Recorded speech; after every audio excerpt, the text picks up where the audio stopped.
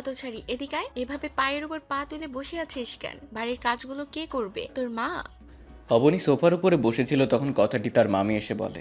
অবনী তার মামিকে দেখে ভয় পেয়ে যায়, কারণ তিনি অসম্ভব রেগে আছেন, যার ফলস্বরূপ তার চোখ এবং মুখ লাল হয়ে রয়েছে। অবনী ভয়ার্থ গলায় জবাব দেয়, না আসলে মামি তাহলে বাড়ির কাজগুলো করবে কে? না আসলে মামি আমি করছি। তাহলে যা গিয়ে বাসনগুলো ধুয়ে রান্না কর। অবনী সেখানে আর না দাঁড়িয়ে সোজা চলে যায় কিচেনে। অবনী একটা অনাথ সন্তান। তার বাবা মা ছোটোবেলায় গাড়ি অ্যাক্সিডেন্টে মারা যায়। তারপর থেকে মামার সাথে থাকে এবং মামি কাজের লোকের মতো খাটায়। অবনী কিছু বলতে পারে না, বললেই তাকে মারে। সে তাদের এরকম অবিচার সহ্য করতে না পেরে অনেকবারই বাড়ি ছেড়ে চলে যেতে চেয়েছিল, কিন্তু সে বাড়ি থেকে বাহির হয়ে কোথায় যাবে? এই শহরে যে তার আর আপন বলতে কেউ নেই, কার কাছে যাবে সে? এসব কথা ভেবে অবনীর আর এ বাড়ির ছেড়ে যাওয়া হয় না। অবনী কাজ করতে করতে দুপুর হয়ে যায়। সে সবাইকে খাবার খাইয়ে থালা বাসনগুলো ধুয়ে নিজের রুমে চলে যায়। ফ্রেশ হয়ে সে বিছানায় গাটা এলিয়ে দেয়। সারাদিনের পরিশ্রমে অনেক ক্লান্ত হয়ে যায়, যার কারণে কিছুক্ষণের মধ্যে হারিয়ে যায় ঘুমের রাজ্যে। এই যে নবাবজাদি, পড়ে পড়ে যে ঘুমাচ্ছিস, কাজগুলো করবে কে? অবনী তার মামির হঠাৎ রাগী কণ্ঠের কথাগুলো শুনে ঘুম ভেঙে যায়। কি হয়েছে মামি? কি হয়েছে মানে? পড়ে পড়ে যে ঘুমাচ্ছিস, বাড়ির কাজগুলো করবে কে? মামি আমি তো সব কাজ গুছিয়ে এসেছি, এখন তো কোনো কাজ নেই। কাজ নেই মানে? কয়টা বাজে তোর খবর আছে? বিকাল 4টা বাজে, আর তুই বলছিস বাড়ির কোনো কাজ নেই? অবনী ঘড়ির দিকে তাকিয়ে দেখে সত্যিই 4টা বাজে। না মানে মামি ঘুমিয়েছিলাম তাই বলতে পারিনি। মনে থাকবে কি করে? মনে হচ্ছে এটা তার বাপের বাড়ি, যে যখন ইচ্ছে তখন ঘুমাবে আর উঠবে। যা গিয়ে কাজ কর। অবনী তার বাবার কথা শুনে তার দু চোখ দিয়ে 2 ফোঁটা অশ্রু গড়িয়ে পড়ে, যা তার মামির অগোচরে। অবনী বিছানা থেকে উঠে দাঁড়ায়। আর শোন, আমার জন্য চা দিয়ে আসবি রুমে। জি মামি। অবনী চলে যায় কিচেনে, আর প্রথমে সে তার মামির জন্য 1 কাপ চা বানিয়ে চলে যায় তার রুমে। মামি আসবো? আস। আপনার চা। রাগ। অবনী চায়ের কাপটা রেখে চলে আসতে যাবে, তখন এই অবনী শোন, জি মামি। যারা স্কুল থেকে এসেছে কিনা দেখ। সে যদি স্কুল থেকে আসে তাহলে তাকে খাবার দিস। আচ্ছা মামি। অবনী সেখান থেকে চলে আসে জারার রুমে। এসে দেখে জারা স্কুল থেকে ফিরছে। যারা কখন আসলি? এই তো মাত্র। তো খাবার খাবি? খাবার খাবো না তো কি খাবো? তোমার মাথা। অবনী আর কিছু না বলে কিচেনে চলে আসে, আর খাবার নিয়ে আবার চলে আসে জারার রুমে। যারা তোর খাবার। রাখো, আমি হাত ধুয়ে আসছি। অবনী খাবার প্লেটটা টেবিলের উপর রাখে, আর যারা এসে খেতে বসে। যারা খাবার প্লেটটা হাতে দিয়ে সাথে সাথে অবনীর মুখের উপর ফেলে। অবনী কিছু বুঝে ওঠার আগে এসব হয়ে গেল। এইগুলো কি খাবার? ঠান্ডা কেন? যারা চিৎকার শুনে তার মা তার রুম থেকে চলে আসে। কি হয়েছে রে মা? এভাবে চিৎকার করছিস কেন? চিৎকার করবো না? এই ফকিনের বাচ্চা, এগুলো কি খাবার এনেছে? অবনী মাথা নিচু করে দাঁড়িয়ে আছে। তখন তার গালে কিছু একটা অনুভব করলো। তার মামি তার গালে থাপ্পড় মেরেছে। সে গালে হাত দিয়ে দাঁড়িয়ে আছে আর কান্না করছে। আই হতছাড়ি, তুই খাবারগুলো গরম করে আনতে পারিসনি? আমার মেয়েটা সারাদিন পরে এসে ঠান্ডা খাবার খাবে? যা গিয়ে খাবার গরম করে নিয়ে আয়, আর এইগুলো পরিষ্কার কর। অবনী চলে যায় আবার কিচেনে, আর খাবার গরম করে এনে দেয় এবং রুমটা পরিষ্কার করে দেয়। রাতের বেলা অবনী সবাইকে খাইয়ে রুমে চলে আসে। অবনীর মামা ব্যবসার কাজে বাইরে গেছে, তাই এই কয়দিন তার সাথে কথা হয় না। অবনী নিজের রুমে গিয়ে তার আলমারি থেকে নিজের বাবা মার ফটোটা বের করে আর জড়িয়ে ধরে কান্না করতে থাকে। কেন চলে গেলে আমাকে ছেড়ে তোমরা? আমাকে নিলে না কেন তোমাদের সাথে? তোমরা জানো না তোমাদের ছেড়ে আমি ভালো নেই, অনেক কষ্টে আছি আমি, জানো তোমরা? মামি না আমাকে দিয়ে সারাদিন বাড়ির কাজ করায়, একটু ভুল হলে মারে, সারাদিন অবহেলা করে আমাকে। আমি ভালো নেই বাবা মা, আমাকে নিয়ে যাও তোমরা তোমাদের সাথে, আমি যার পারছি না এই অবহেলা নিতে। অবনী কান্না করতে করতে কখন যে ঘুমের রাজ্যে হারিয়ে গেছে তা জানা নেই। ভোরবেলা ওই দূর মসজিদ থেকে ভেসে আসা আল্লাহর নামের প্রতিধ্বনিতে অবনীর ঘুম ভেঙে যায়। সে উঠে উজু করে নামাজ পড়ে নেয়। নামাজ পড়া শেষে কোরআন তেলাওয়াত করতে বসে যায়। সকালে সবার জন্য নাস্তা বানানোর পরে টেবিলে সাজানো হলো। সবাই এসে বসে পড়লো। খাওয়া শেষে অবনী নিচু গলায় বলল, মামি আমার না আজ ভার্সিটি যেতে হবে। কেন ভার্সিটিতে যাবি? আর তুই যদি এখন ভার্সিটিতে যাস তাহলে বাড়ির কাজগুলো কি করবে? তোর মা এসে করে দিয়ে যাবে? মামি, যে মারা গেছে তাকে নিয়ে কথা না বললে হয় না? কি? আমার মুখের উপর কথা? আর ঠাস করে একটা থাপ্পড় মেরে দেয় অবনীর গালে। সে গালে হাত দিয়ে দাঁড়িয়ে থাকে, আর তার চোখ বেয়ে অশ্রু গড়িয়ে পড়তে থাকে। যদি মুখে মুখে তর্ক করিস তাহলে এর থেকেও খারাপ হবে বলে দিলাম। অবনী আবারও ভয়ার্থ গলায় জবাব দেয়, মামি আমার না আজকে ভার্সিটিতে যেতেই হবে, একটা গুরুত্বপূর্ণ ক্লাস আছে, তা না হলে আমার জন্য অনেক খারাপ হয়ে যাবে। ভার্সিটিতে যাবি? আচ্ছা যাবি, তার আগে বাড়ির সব কাজ সেরে তারপর যাবি। ঠিক আছে মামি, আমি বাড়ির সব কাজ করে দিয়ে যাব। সাহেলা বেগম রাগে গড়গড় করতে করতে চলে যায় তার রুমে।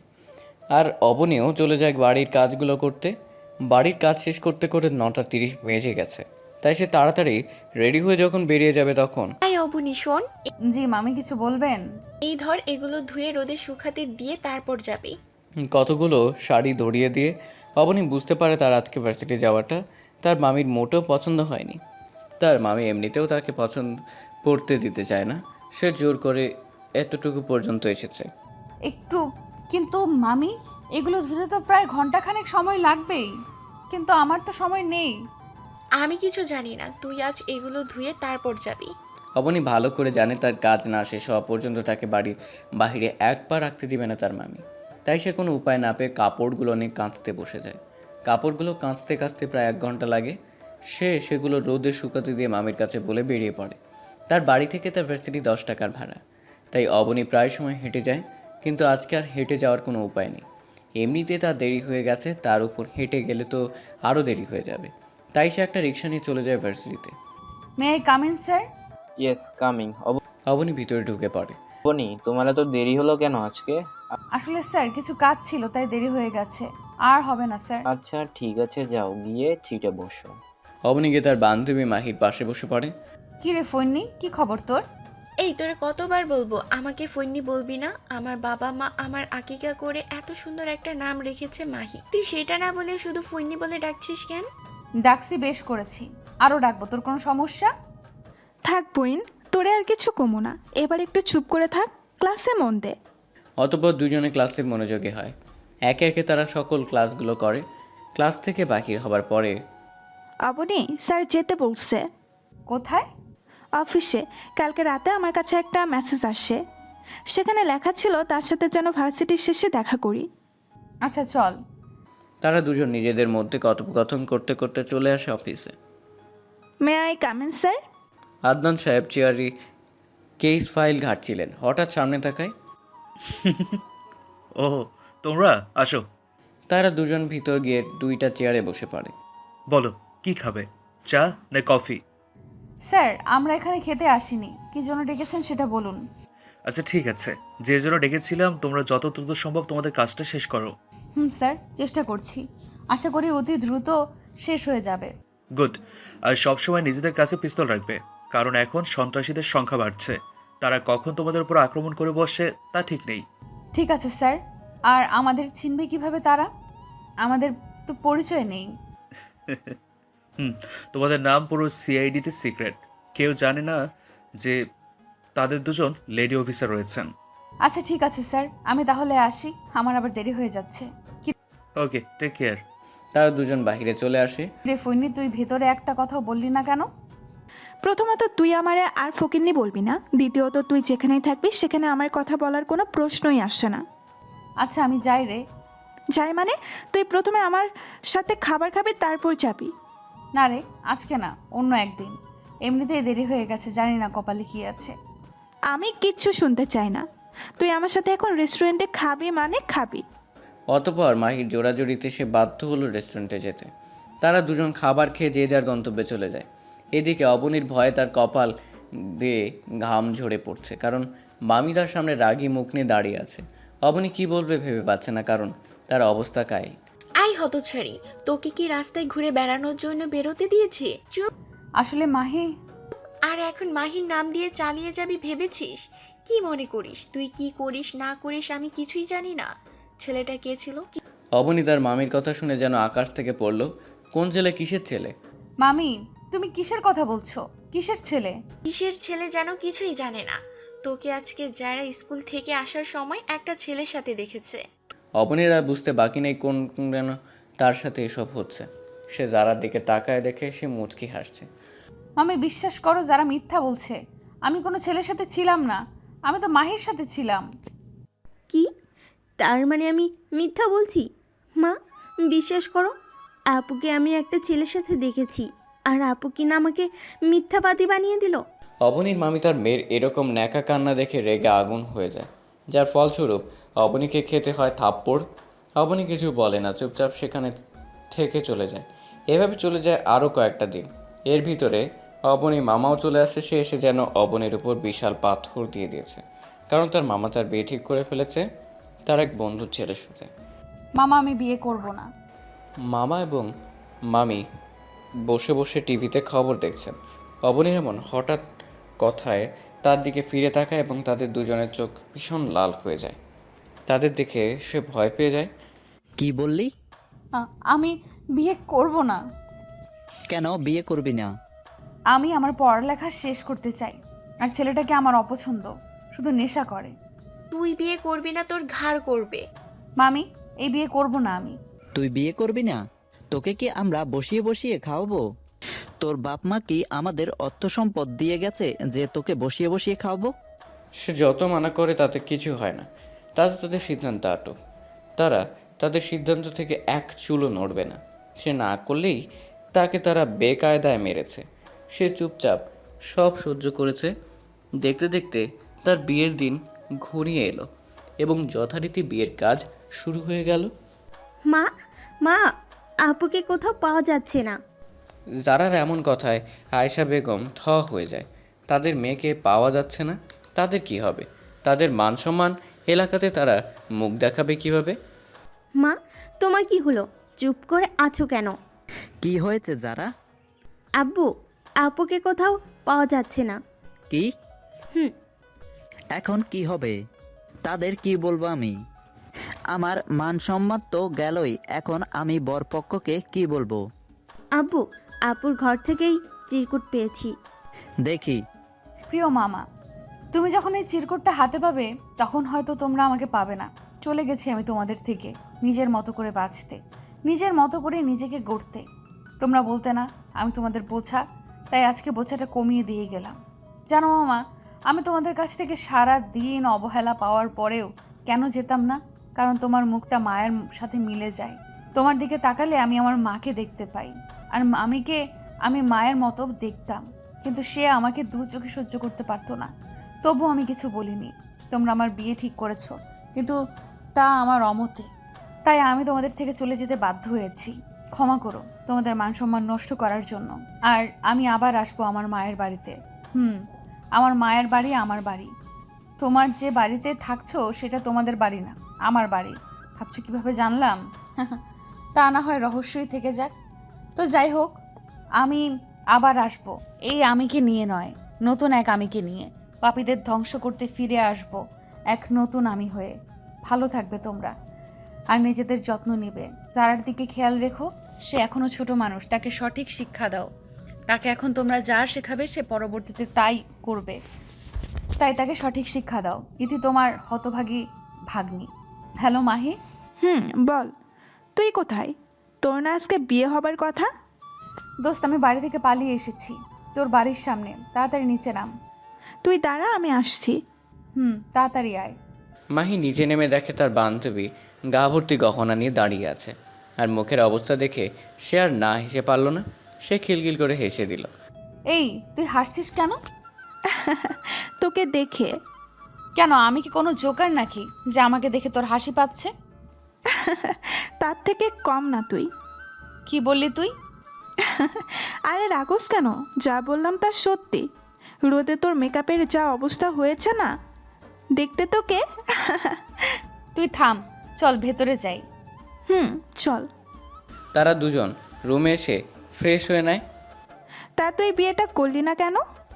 আমি বিয়ে করব না, কারণ এখনো পড়ালেখা বাকি। আর তার চেয়ে বড় কথা, মনের মতো কাউকে পায়নি। যার সাথে তারা বিয়ে ঠিক করেছে সে একটা নেশাখোর। তো কি হয়েছে? তুই তোর ভালোবাসা দিয়ে তাকে ঠিক করে দিতি। মাহি, মজা বাদ দে। আমার এখন ভালো লাগছে না। কালকে স্যারের সাথে দেখা করতে হবে এবং ঢাকা যেতে হবে। ঢাকা কেন? আমাকে আমার গোপন এজেন্ট বলেছে বড় বড় মাফিয়ারা সবাই ঢাকা তাদের নতুন আস্তানা করেছে, তাই তাদের ধরতে ঢাকা যেতে হবে। আচ্ছা ঠিক আছে, ঘুমা। কালকে আমাদের যেতে হবে আবার। May I come in sir? তা তোমরা কি খাবে, চা না কফি? না স্যার, কিছু খাবো না। ওকে, তা কি জন্য হঠাৎ? স্যার, আমি আমার একজন সিক্রেট সহকর্মী থেকে জানতে পেরেছি বড় বড় ডনরা সব ঢাকা তাদের আস্তানা খুলে সেখানে তারা সব করছে, এবং পুরো দেশের বিভিন্ন ড্রাগস থেকে শুরু করে সব তারা করছে। আদনান সাহেবের কপালে চিন্তার রেশ ধরা দেয়। সে গম্ভীর গলায় বলে, তা এখন কি করার? আমরা চাচ্ছি আমরা ঢাকা যাব এবং আপনি সব ব্যবস্থা করবেন, আর আমরা ঢাকা ভার্সিটিতে ভর্তি হতে চাই। ওকে, তোমরা যা যাবে তাই হবে। মাহি না হয় যেতে পারবে, কিন্তু তুমি তোমার মামা মামিকে মানিয়ে কিভাবে নেবে? সাদ্দের কথা শুনে মাহি পিক করে হেসে দেয়। স্যার, ও তো বাড়ি থেকে পালিয়ে এসেছে, বিয়ের আসন থেকে। কি, ওর বিয়ে হয়েছে? না স্যার, হয়নি। ও পালিয়ে এসেছে। ওর মামা মামি তার বিরুদ্ধে গিয়ে তার বিয়ে দিয়েছিল, তাই সে পালিয়ে এসেছে। পালিয়ে এসে ভালোই হয়েছে, এক কামে দুই কাম। তা ঠিক আছে। তা তোমরা কোন দিন যেতে চাও?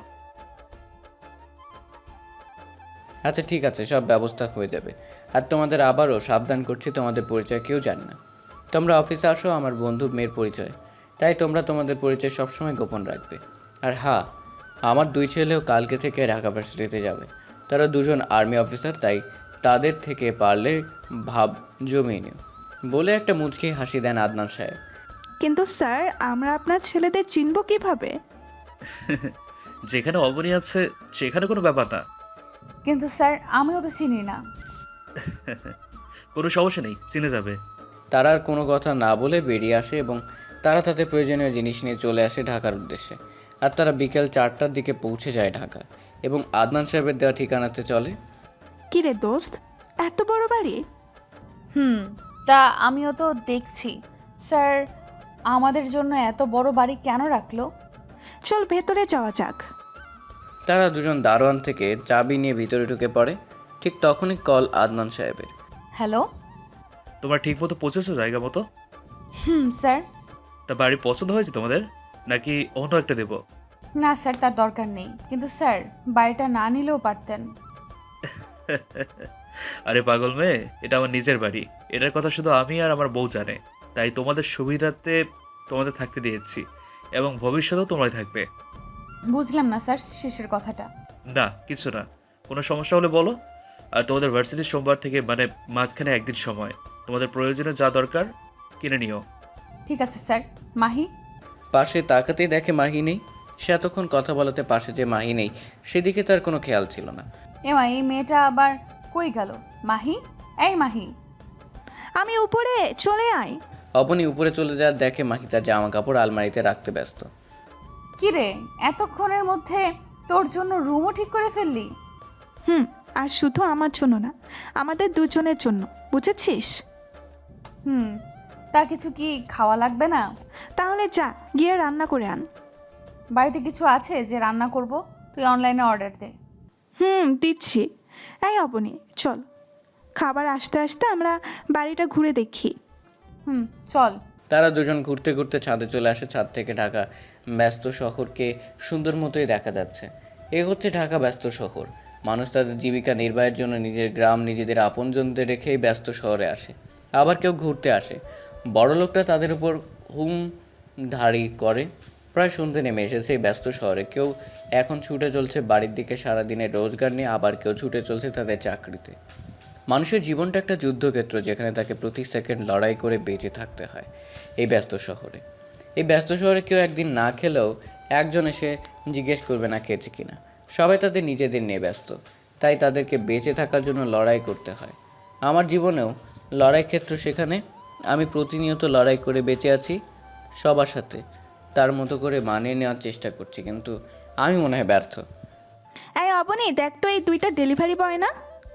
অবনী দাঁড়িয়ে দাঁড়িয়ে কথাগুলো ভাবছিল। তখন মাহি জোর ধাক্কা দিয়ে কথাটা বলে। তার কথা মতো আমি নিচে তাকিয়ে দেখি 2টা ছেলে বাড়ির গেট দিয়ে বাড়িতে আসছে। তাদের দেখে বোঝা যাচ্ছে না ডেলিভারি বয়, কিন্তু তবুও মেনে নিতে হয়। তারা 2জন ডেলিভারি বয়। তাহলে দেরি করছিস কেন? চল নিচে গিয়ে খাবারগুলো নিয়ে নেই। তুই যা, আমি আসছি। তাড়াতাড়ি আসবি। ওকে বাবা, যা। মাহি নিচে চলে আসে এবং কিছুক্ষণের মধ্যে ছেলেগুলো চলে যায়। অবনীও চলে আসে নিচে আর 2জনে খেয়ে নেয়। সূর্য পশ্চিম আকাশে হেলে পড়েছে। আকাশ চারদিকে নেমে আসছে ঘন অন্ধকার। মাহি চল ছাদে যাই, এই ব্যস্ত শহরের সন্ধ্যাটা উপভোগ করি। চল। তারা দুজনে চলে যায় ছাদে। সন্ধ্যায় ঢাকা শহরকে যেন অন্যরকম লাগছে। চারদিকে লাল নীল সবুজ বাতি জ্বলছে আর গাড়ির ব্যস্ততা, যেন এক মনোনীয় পরিবেশ। তারা দুজন সন্ধ্যা উপভোগ করে নেমে আসে নিচে এবং 10টা নাগাদ গল্প করে শুয়ে পড়ে। পরের দিন সকালবেলা উঠে তারা তাদের প্রয়োজনীয় কাজ সেরে নেয়। দেখতে দেখতে বিকেল হয়ে যায়। এই অবনী, আমি শপিংয়ে যাব, তুই যাবি? যাব। আমারও শপিং করতে হবে কিছু, বাড়ি থেকে আসার সময় তো কিছু আনতে পারিনি। তাহলে চল দুজনে একসাথে যাই। চল। তারা দুজন রেডি, চলে যায় শপিং করার উদ্দেশ্যে এবং তারা তাদের প্রয়োজন মোতাবেক শপিং সেরে নেয়।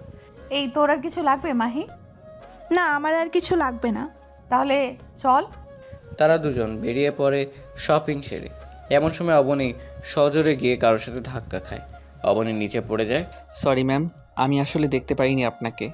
কোনো ছেলের কণ্ঠ পেয়ে অবনী উপরে তাকায়। তখন কালকে সে ডেলিভারি বয় দুজন অবনীকে মাহি এতক্ষণ দাঁড় করিয়ে দিয়েছে। ম্যাম সরি, আসলে আমি আপনাকে দেখতে পারিনি। আচ্ছা ঠিক আছে, কিন্তু তোমরা দুজন এখানে কেন? ধন্যবাদ ম্যাম, আমরা আসলে কিছু শপিং করার জন্য এসেছি। ও, তা তোমাদের নাম তো জানা হলো না। আমি আবির, আর এ হচ্ছে আমার ছোট ভাই আবিদ। আপনার দুইজন ভাই? জি ম্যাম, আর এখানে অবাক হবার কি আছে? ঠিকই তো আছে। মাহি তুই এত অবাক হলি কেন? না এমনি, চল বাড়ি যাব। চল। তারা দুজন বেরিয়ে আসে বাড়ির উদ্দেশ্যে, আর অন্যদিকে তারা দুই ভাই তাদের যাওয়ার দিকে এক মনে চেয়ে থাকে। এই তুই কি দেখছিস এত? কই কি দেখছি? তুই আমাকে বলছিস কেন? তুই নিজেও তো তাকিয়েছিলি এতক্ষণ। কই আমি তাকিয়েছিলাম, আর ভুলে যাস না আমি তোর বড় ভাই, সম্মান দিয়ে কথা বলবি। আসছে আমার বড় ভাই, সম্মান দিয়ে কথা বলবি।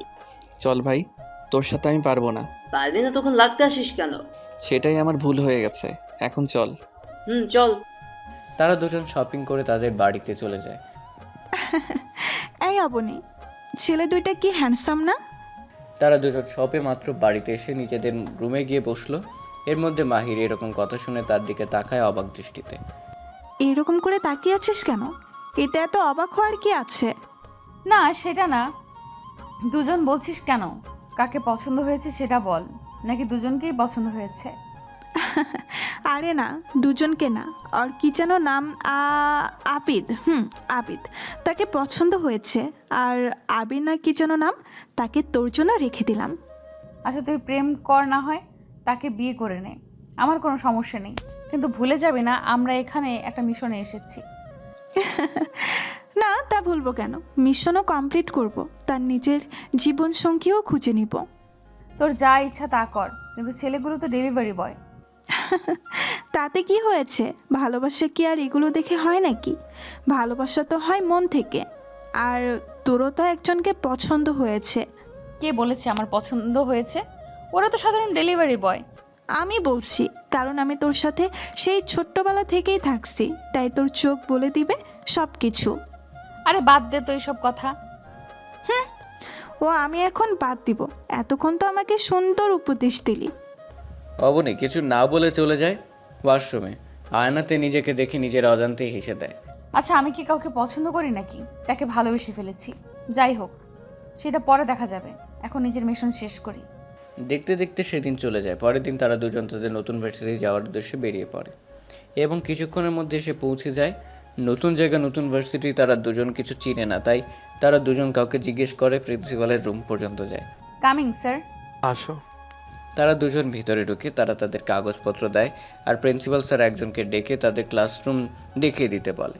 তারা দুজন ক্লাসরুমে চলে আসে এবং কিছুক্ষণ পর স্যারও চলে আসে। এখানে মাহি আর অবনীকে। মাহি আর অবনী দাঁড়িয়ে যায়। তাদের দুজনকে সামনে নেওয়া হয়।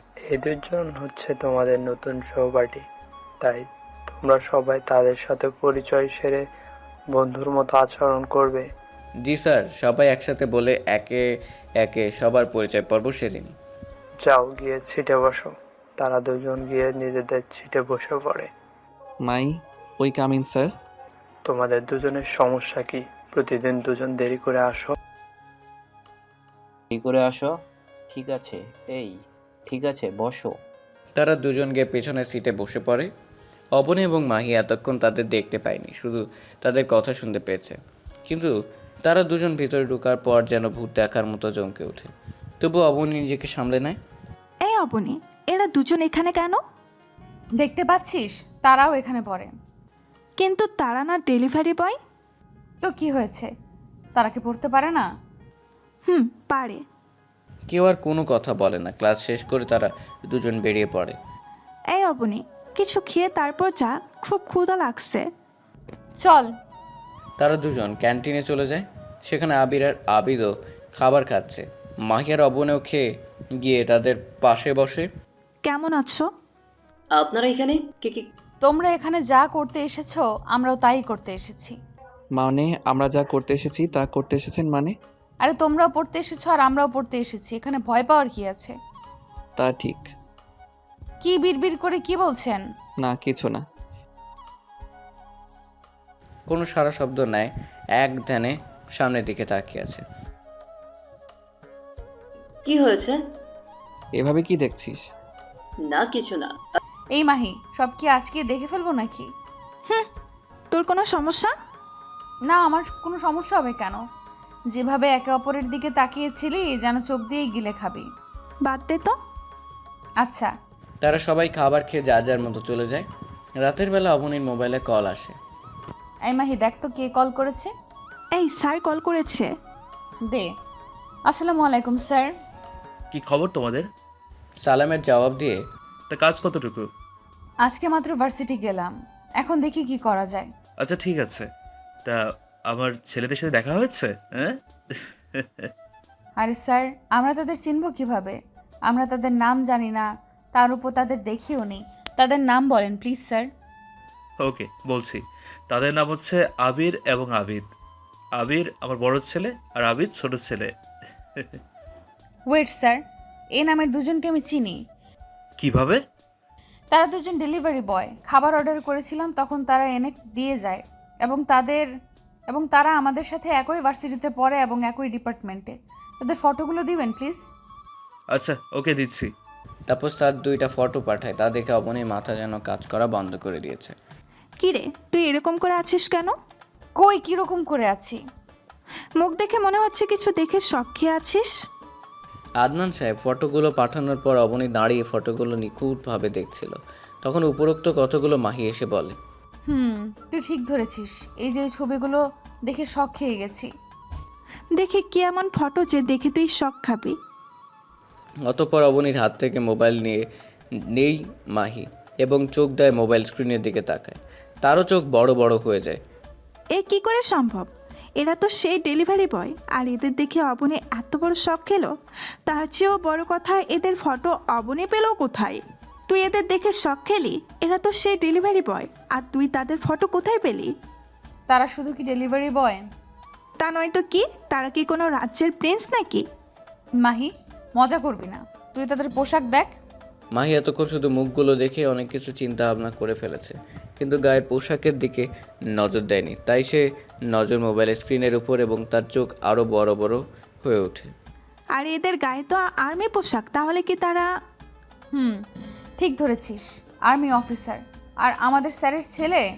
কি, স্যারের ছেলে? তাহলে তারা ডেলিভারি বয় হলো কেন? ভুলে যাস না, আমরা যেরকম মিশনে এসেছি তেমনি তারাও এখানে মিশনে এসেছে। আচ্ছা চল তো, খাবো, প্রচুর ক্ষুধা লাগছে। এসব নিয়ে পরে ভাবা যাবে। তোর তো শুধু খাই খাই, চল। অতঃপর তারা দুজন খেয়ে ঘুমিয়ে পড়ে। হ্যালো, আসসালামু আলাইকুম আব্বু। ওয়ালাইকুম আসসালাম। কেমন আছিস? আলহামদুলিল্লাহ ভালো আছি, তুমি কেমন আছো?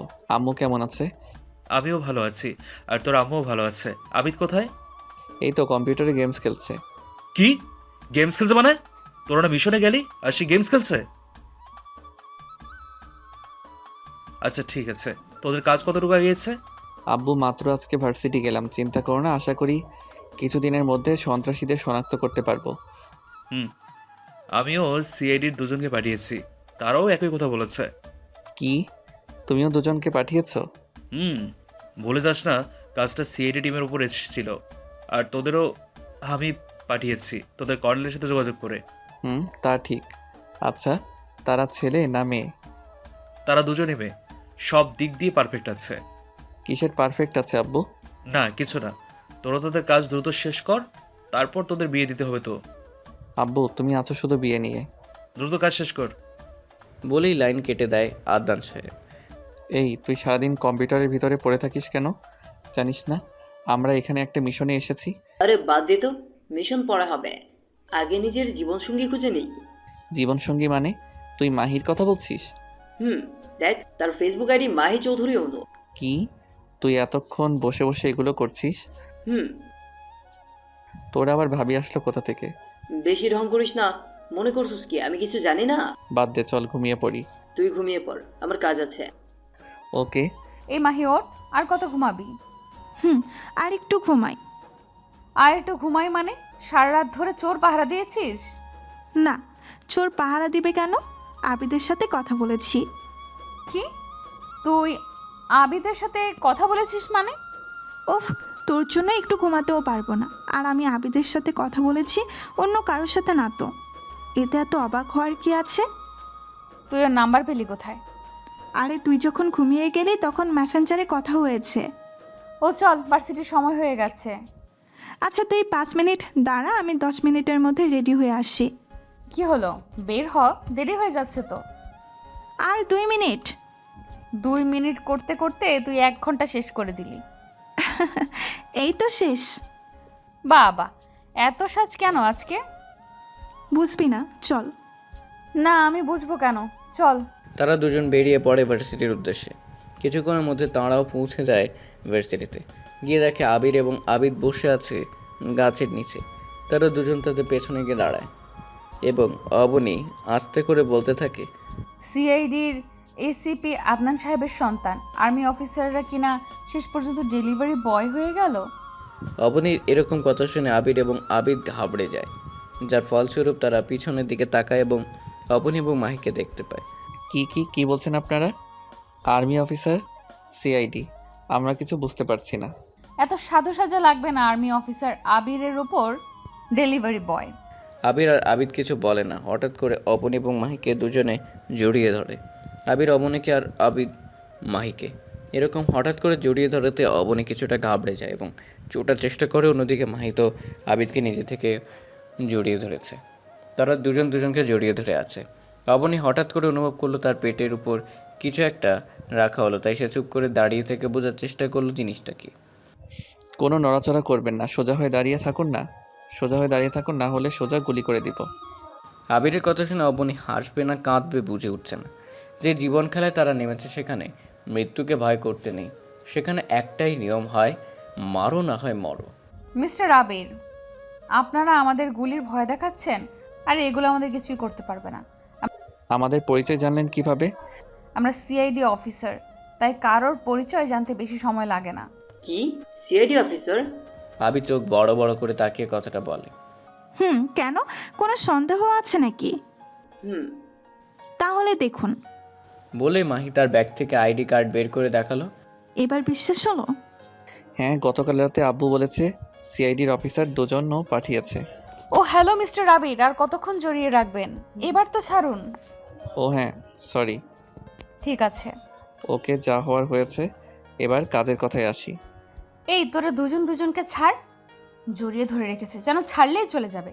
ঢং দেখলে বাঁচি না। তোরা তো চলে কেন? তুই পারলে ধরে রাখ না, বাধা দিছে কে তোকে? হ্যাঁ, চাইলে ধরতে পারেন। হ্যাঁ, চাইলে ধরতে পারেন। বোন আমার এখানে আস, কথা আছে। আচ্ছা আসছি। তো কাজের কথায় আসি। কথাটা কি সেটা তো বলবি? বলছি। আমি গোপন সূত্রে জানতে পেরেছি আজকে ভার্সিটি থেকে ড্রাগস পাচার হবে। কি আজব। আজকে। তাই আজকে রাতে আমাদের সবাইকে আবার একসাথে হতে হবে। কিন্তু কোথায়, কি হলো? ভার্সিটির পেছনে যে পুকুরটা আছে সেখানে। আর তোমাদের নাম্বার দাও। কি এভাবে? তোমাকে তো আমি কোনো নাম্বার দেইনি। চিন্তা কর না, ও হ্যাকিং ভালো পারে, তাই তোমাদের সাধারণ নাম্বার বের করা তার কোনো ব্যাপার না। ও আচ্ছা, তোমাদের নাম্বার দাও। নাও, 0161036। আর তোমারটা? মাহি আবিদকে উদ্দেশ্য করে বলে। ও ঠিক আছে। এই অবনী, ওই ছেলেটা আমাদের ভিডিও করছে। কোথায়? ওই যে গাছের পেছনে দেখ। অবনী আর বাকি সবাই গাছের পিছনে তাকাতেই ছেলেটা দিল দৌড়। আরে ধর ছেলেটাকে। সবাই উঠে ছেলেটার পিছনে দৌড়াতে থাকে, কিন্তু ছেলেটা বেশি দূরে যেতে পারে না। সবেমাত্র ভার্সিটি থেকে বের হয়ে কিছুটা গিয়ে আর ধরা পড়ে যায়। ধরা তো পড়বেই, কারণ তারা আর্মি এবং সিআইডি অফিসার। তাদের থেকে কি দৌড়ে পালিয়ে যাওয়া যায়? বলবো না। বলবি না? আচ্ছা। ঠাস করে একটা দেয় অবনী। কার লোকের গায়ে হাত দিয়েছে জানোস না, তোদের জানে মেরে ফেলবে। এই একে নিয়ে বেঁধে রাখ দেখি, তার কোন বাপ তাকে বাঁচায়। কিন্তু তাকে কোথায় রাখবো? চিন্তা কর না, তাকে আমরা আমাদের বাসায় রাখবো এবং তার থেকে জবাব নিব। তা ঠিক হবে। চলো তাকে নিয়ে তোমাদের বাসায় যাই। ছেলেটাকে নিয়ে তার 4 জন চলে আসে বাড়িতে এবং তাকে আলাদা একটা রুমে চেয়ারের সাথে বেঁধে রাখা হয়। তার এখনও জ্ঞান ফিরেনি। তারা তাকে রাস্তায় পিটিয়ে অজ্ঞান করে ফেলেছে। ওর এখনো জ্ঞান ফিরেনি, চলো রুমে গিয়ে বসি। চলো। তারা সবাই রুমে যায়, গিয়ে অবনী এবং মাহির কপাল কুঁচকে যায়। এটা রুম নাকি অন্য কিছু, নাকি গরু ছাগলের থাকার জায়গা? তোমরা দরজায় দাঁড়িয়ে আছো কেন? ভেতরে আসো। এটি কি কোনো মানুষ থাকার রুম? কেন, আমরাই তো থাকি। তাহলে রুমটার এই অবস্থা কেন? ব্যাচেলার তো, তাই রুমের যত্ন হয় না, যখন যেটা যেভাবে পারি রেখে দিই। ও, রুম গুছাও। তারা সবাই রুম গুছিয়ে আবার চলে যায় ছেলেটার কাছে। এখনও জ্ঞান ফিরেনি তার। কি মারাই না মেরেছে। এই আবিদ, এক জগ পানি নিয়ে আয়। আবিদ পানি এনে আবিরের হাতে দেয়, আর আবির ছেলেটার মুখে ঢেলে দেয়। সাথে সাথে ছেলেটা চমকে উঠে যায়। তোরা আমাকে এখানে বেঁধে রেখেছিস, যদি বস জানতে পারে তোদের জানে মেরে ফেলবে। তাই জানের মায়া থাকলে আমাকে ছেড়ে দে। আমাদের জানের মায়া? আরে আমরা যখন এই চাকরিতে ঢুকেছি তখন নিজেদের জীবনের মায়া ত্যাগ করেছি, আর তুই আমাদের মরার ভয় দেখাচ্ছিস? আমরা তো ঠিকই তোর বসকেও খুঁজে বের করে মেরে ফেলবো, কিন্তু তোকে এখন আমাদের হাত থেকে কেউ বাঁচাতে পারবে না। আমার বসকে মারবি তোরা? আরে তোদের মতো সব আর্মি সিআইডি আমার বসের পায়ের তলে থাকে, আর সেখানে তোরা তাকে মারবি? আরে তাকে দেখলে তো দেশ এমপি মন্ত্রীরা পর্যন্ত চেয়ার ছেড়ে দেয়, আর সেখানে তোরা। যত হাসার হেসে নে। এই আবিদ, আমার যন্ত্রপাতিগুলো নিয়ে আয় তো। আবির একটা বাক্স এনে রাখে আবিরের পাশে। আবির বাক্সটা খুলে এবং তার থেকে লোহার রড বের করে এবং জলিয়ার হাতুড়ি বের করে। তোদের একটাকে ধরতে পেরেছি, এখন তোর থেকে জানতে পারবো বাকি সব কিছু। আমি মরে গেলেও তো বলবো না। ওকে। আবিদ ওর হাতটা এনে টেবিলের উপর রাখ। আবিরের কথা মতো আবির ছেলেটার হাত ধরে টেবিলের উপর রাখে। আবির তাতে একটা জলি রেখে হাতুড়ি দিয়ে একটা বাড়ি দেয়। সাথে সাথে শোনা যায় একটি আর্ত চিৎকার, কিন্তু সে চিৎকার কারো কানে যায় না। ভালোই ভালোই বলে দে, না হলে এর থেকেও খারাপ হবে। মেরে ফেললেও বলবো না। ওকে, তাহলে মরেই যা, কিন্তু তোকে এত সহজে মারবো না, কষ্ট দিয়ে মারবো। আবির আবার বাক্সটা থেকে পেলাস বের করে এবং ছেলেটার আঙ্গুলে টেনে টেনে উঠিয়ে ফেলে আর বলতে থাকে, বলবি না। না না, মরে গেলেও বলবো না। ওকে আবির আবার বাক্সটা থেকে একটা ব্লেড এবং মরিচের গুঁড়া বের করে এবং ছেলেটার শরীর কেটে তাতে মরিচ দিতে থাকে। ছেলেটার মৃত্যু যন্ত্রণায় ছটফট করছে, কিন্তু কারো সেদিকে কোনো খেয়াল নেই। বলবি না? বলছি ভাই, বলছি প্লিজ আমাকে ছেড়ে দেন। এই আবিদ, এক বালতি পানি এনে ওর গায়ে ঢেলে দে। আবির পানি এনে ছেলেটার গায়ে ঢেলে দেয়, আর ছেলেটা ছটফটানি কমে। বল। পানি? এই নে পানি, আর বল তাড়াতাড়ি। ছেলেটা পানির বোতল নিয়ে গপ গপ করে খেয়ে নেয় পুরোটা। তারপর বলতে থাকে, বল তোর বসের নাম কি? জানি না। এ কথা শুনে আবিদের মাথা গরম হয়ে যায়, আর সে রড দিয়ে এক বাড়ি মারে। ভাই বিশ্বাস করুন, আমি বসের নাম জানি না, তাকে কখনো দেখিও নি। তাহলে তোরা কাজ করতে কিভাবে? আমাদের একজন কাজ দিত, আর আমরা তার কথা মতো কাজ করতাম। সে বসকে দেখেছে, তার সাথে অনেকবার কথা বলেছে। কে সে? আর তোরা ড্রাগস আনতি কোথা থেকে? আমরা ভার্সিটি থেকে আনতাম, আর আমাদের ড্রাগস দিত ভার্সিটির প্রিন্সিপাল। কি প্রিন্সিপাল? সে একজন শিক্ষক হয়ে এই কাজ কিভাবে করতে পারে? জি প্রিন্সিপাল স্যার। তোরা কিভাবে জানতে পারলি কোন দিন ড্রাগস পাচার করতে হবে? তারা আমাদের একটা চিঠির মাধ্যমে জানিয়ে দিত, এবং আজকে রাতেও ড্রাগস পাচার করবে। তোর সাথে আর কে কে আছে? আমাদের সাথে ভার্সিটির দারোয়ানও আছে। ও, তাহলে আজকে ড্রাগস পাচার হবে? জি। ওকে, আর কি জানিস? ওকে, আমি আর কিছু জানি না, প্লিজ আমাকে ছেড়ে দেন। মুক্তি দিব, একেবারে চির মুক্তি। না, আপনারা এটা করতে পারেন না, আপনারা চিট আর কোনো শব্দ হলো না। ছেলেটার শরীর নিস্তেজ হয়ে গেছে। একটা বুলেট তার মাথার এপার ওপার হয়ে বেরিয়ে গেছে, আর সাইলেন্সার লাগানো গুলিতে দাঁড়িয়ে আছে অবনী। এদের মতো আবর্জনাকে বাঁচিয়ে রেখে লাভ নাই, এরা বেঁচে থাকলে আবর্জনা আরও বাড়বে।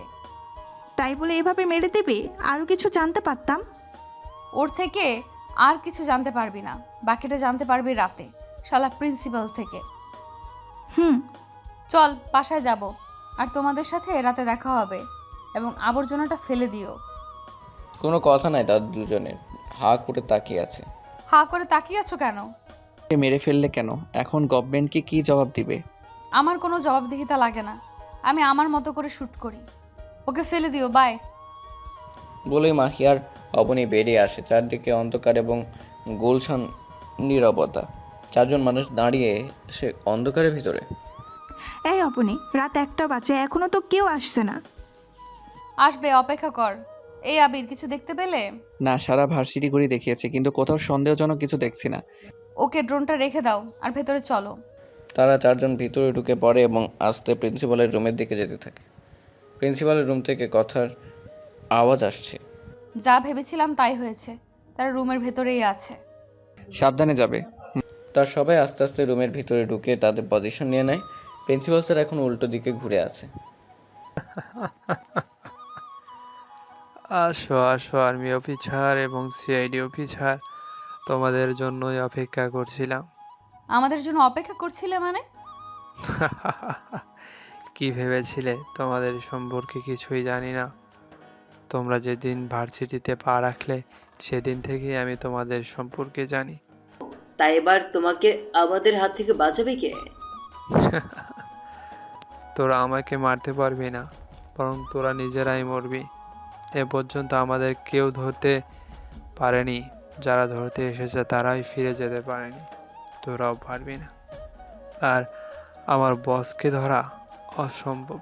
তোকেও মারবো এবং তোর বসকেও মারবো, তুই একা আছিস এখন। আগে নিজেদেরকে তো বাঁচিয়ে নে। বলার সাথে সাথে 4টা গুলি শব্দ হলো এবং 4টা গুলি এসে লাগে চারজনের বুকে, এবং রুমের কোণা থেকে বেরিয়ে আসে চারজন। সে চারজন আর কেউ না, ভার্সিটির বাংলা শিক্ষক, ইংরেজি শিক্ষক, দুজন দারোয়ান। এরকম হঠাৎ আক্রমণের জন্য তারা কেউ প্রস্তুত ছিল না। আরও একটা করে গুলি এসে লাগে বুক ভরে, তারা লুটিয়ে পড়ে ফ্লোরে। প্রিন্সিপালের গুটি গুটি পায়ে হেঁটে আসে সামনে। আমি জানতাম তোরা আজকে আসবি। কিভাবে জানিস তোরা?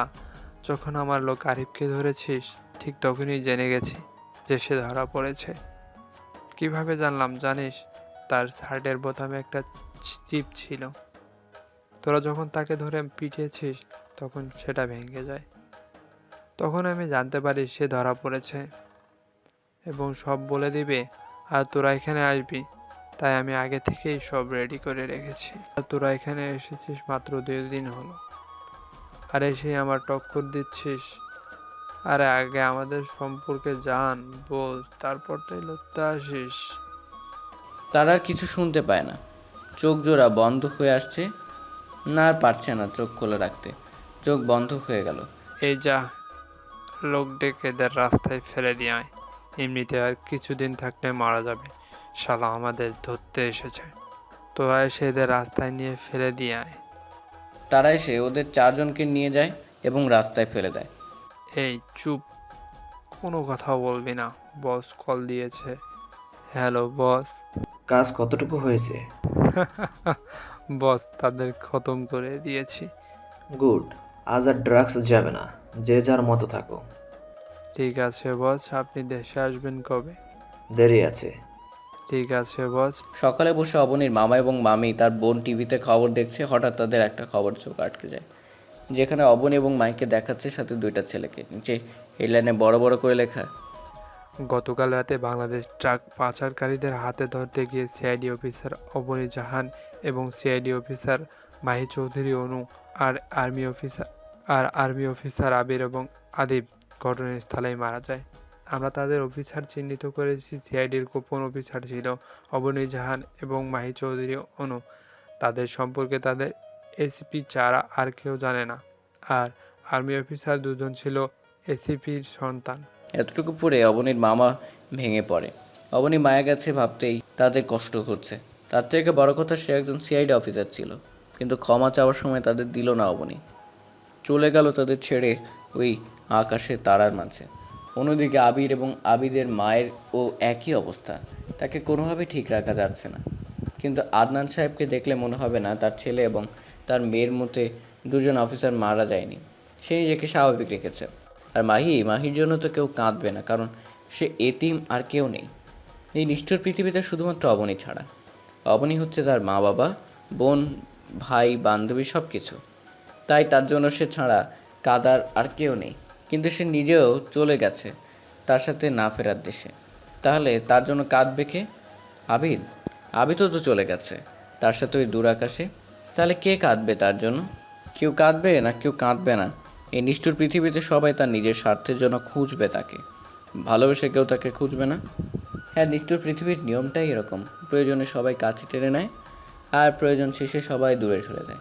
কেউ তখন বাংলাদেশের কাছে রাখতে চায় না, সবার কাছে সে বোঝা হয়ে যায়। তখন সে ছুটে নতুন গন্তব্যে, নতুন স্বপ্নের আশায়, স্বপ্ন করে বাঁচার আশা নিয়ে। কিন্তু আমি কী নিয়ে থাকবো এই নিষ্ঠুর পৃথিবীতে? কাকে নিয়ে বাঁচার স্বপ্ন দেখবো? সবাই যে স্বার্থপর, প্রয়োজন শেষে সবাই দূরে ঠেলে দেবে। তাহলে কাকে বিশ্বাস করে বাঁচবো? কাকে কাকে কাকে প্রশ্নটা থেকেই যায়। এই আর কত ঘুমাবে? এবার তো ওঠো। আর একটু। না, আর ঘুম হবে না। সারা রাত অনেক ঘুমিয়েছো। আর একটু। সারা রাত ধরে কি চোর পাহারা দিয়েছো নাকি, যে এখন ঘুম থেকে উঠতে পারছো না? তোমাকে পাহারা দিয়েছি। আমাকে পাহারা দিয়েছো মানে? আর আবিদ কোথায়? হয়তো মাহির সাথে ছাদে। ও, এই কারণে শাকচুন্নিকে সকালবেলা ঘুম থেকে উঠে দেখিনি। এখন এইদিকে আসো। কেন? আমি এখন যেতে পারবো না, নাস্তা তৈরি করতে হবে। আর ভুলে গেছো নাকি আজকে স্যার আসবে? ও বাবা, কিসের স্যার বাবা বলবে, বুঝছো? না, বুঝি না। বুঝলে নাই, তুমি এইদিকে আসো।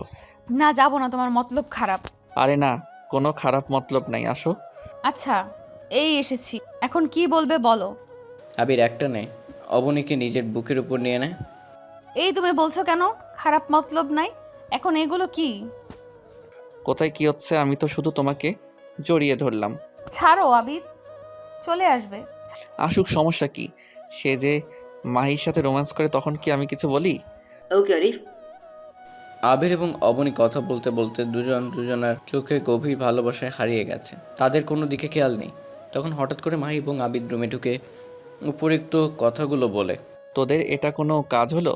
তোদের কোন রোম্যান্সে আমরা ব্যাঘাত ঘটাইছি যে তোরা শুধু আমাদের রোম্যান্সের ভিতরে এসে ঢুকে যাস? আর একটু পরে আসলে কি হতো তোদের? মহাভারত কি অসাধ্য হয়ে যেত?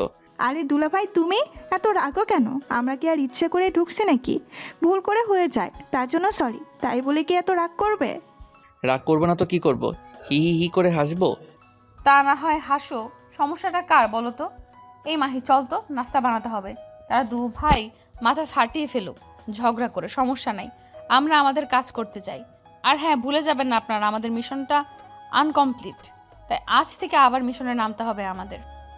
আচ্ছা, বলিনি তো। আর তোমার জন্য কি ভোলা যায়? সেটা কীভাবে তাদের ধরবে সেই চিন্তা নিয়ে পড়ে থাকো। একটু রোম্যান্স করার সময় দাও না তুমি। আর অন্যদিকে ওরা দুজন সারাদিন রোম্যান্স করে বেড়ায়, আর আমি, হাই রে ওরা কপাল। আর এই চুপ করো, তুমি সারাদিন শুধু বাজে চিন্তা করো। কোথায় ওই বেড়াদের কিভাবে ধরবো সেটা নিয়ে ভাববে, তা না উনি আছে অন্য চিন্তা নিয়ে। এই মাহি, চল তো, বাজে বকবক করার সময় নেই। চল। তাদের সেই আনকমপ্লিট মিশনের পর থেকে কেটে যায় কয়েকটা মাস। এই কয়েক মাস দেশে ড্রাগসের প্রচার অনেক বেড়ে গেছে। সেদিন রাতে প্রিন্সিপাল স্যারের লোক তাদের রাস্তায় ফেলে আসার পর সে রাস্তা দিয়ে নাইট ডিউটির পুলিশ জনাব আরিফ এবং তার সহকর্মীরা যান। সেখানে তাদের দেখে দ্রুত হসপিটালে নিয়ে যায় এবং তাদের মোবাইল চেক করে সিআইডির এসিপি আদনান সাহেবকে কল দেয়। হ্যালো, আসসালামু আলাইকুম। ওয়ালাইকুম আসসালাম, কে বলছেন? আপনি কি সিআইডির এসিপি? কেন? আর আপনি কে? আমি ঢাকা থানা থেকে বলছি।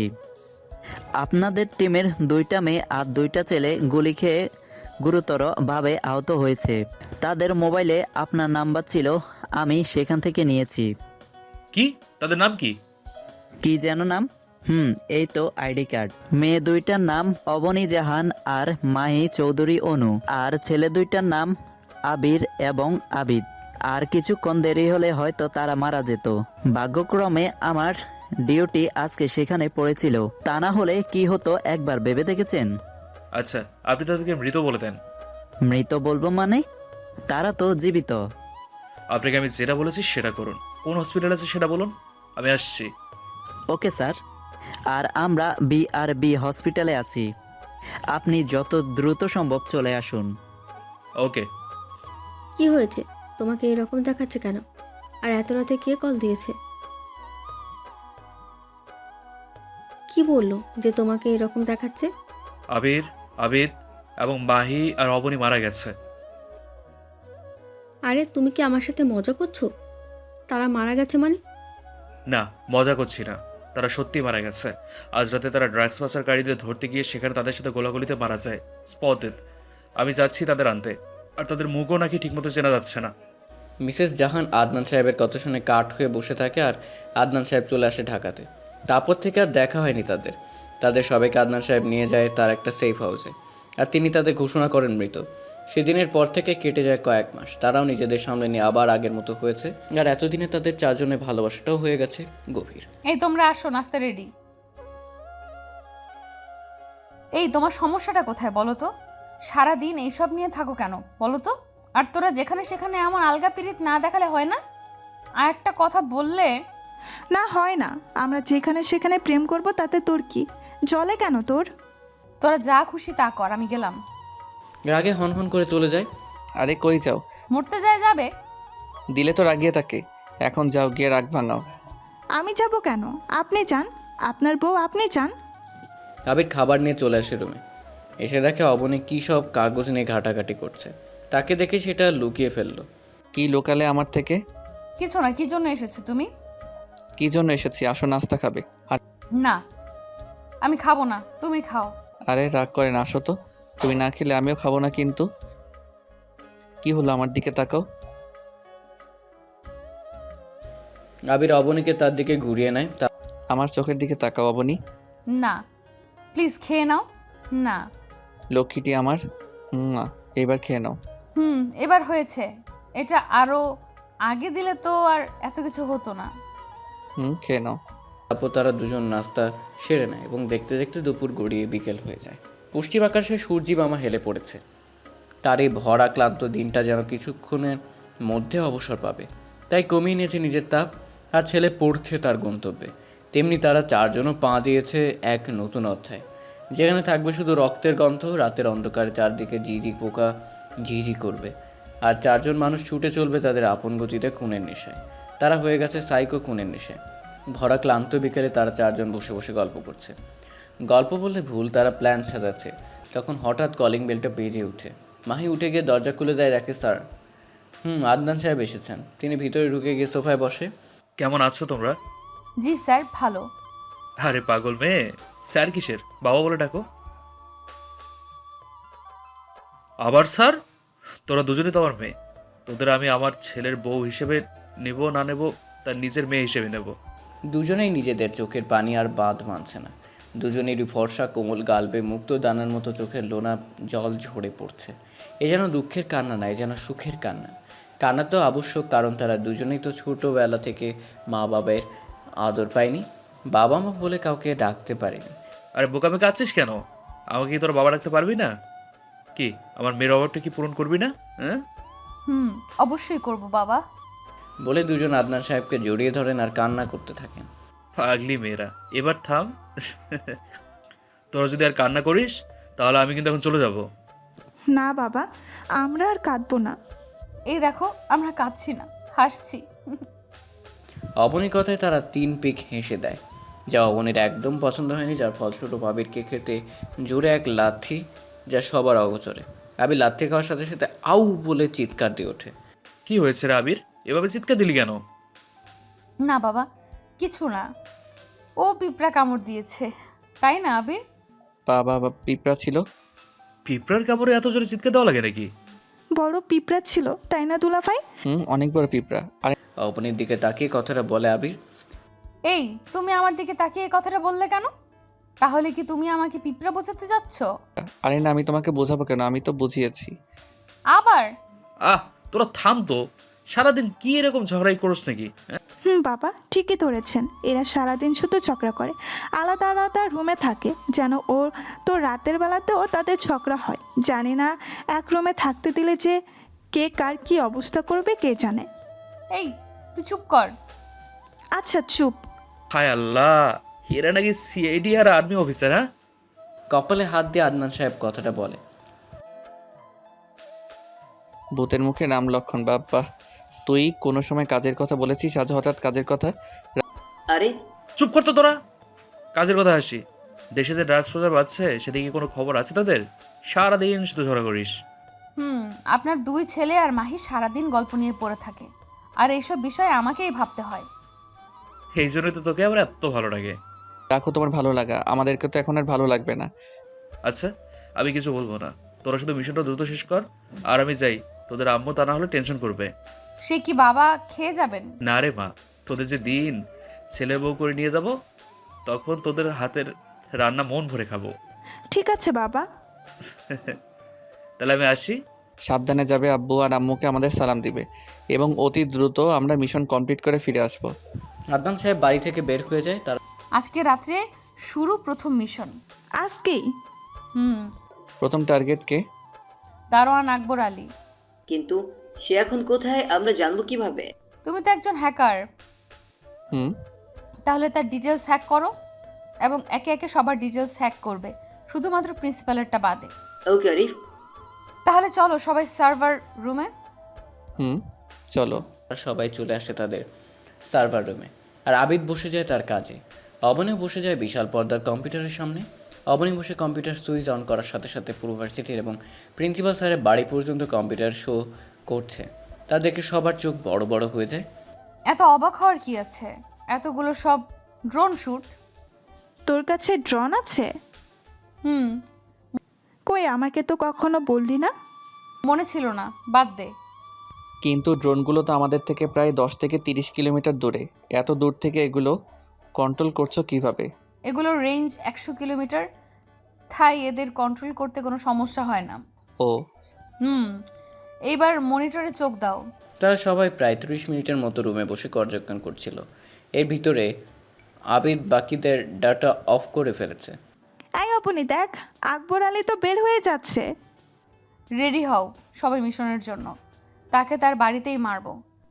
বাড়িতে তাহলে? সমস্যা নাই, তাদেরকে তার পাপ কাজের ডিটেলস দিয়ে চলে আসবো।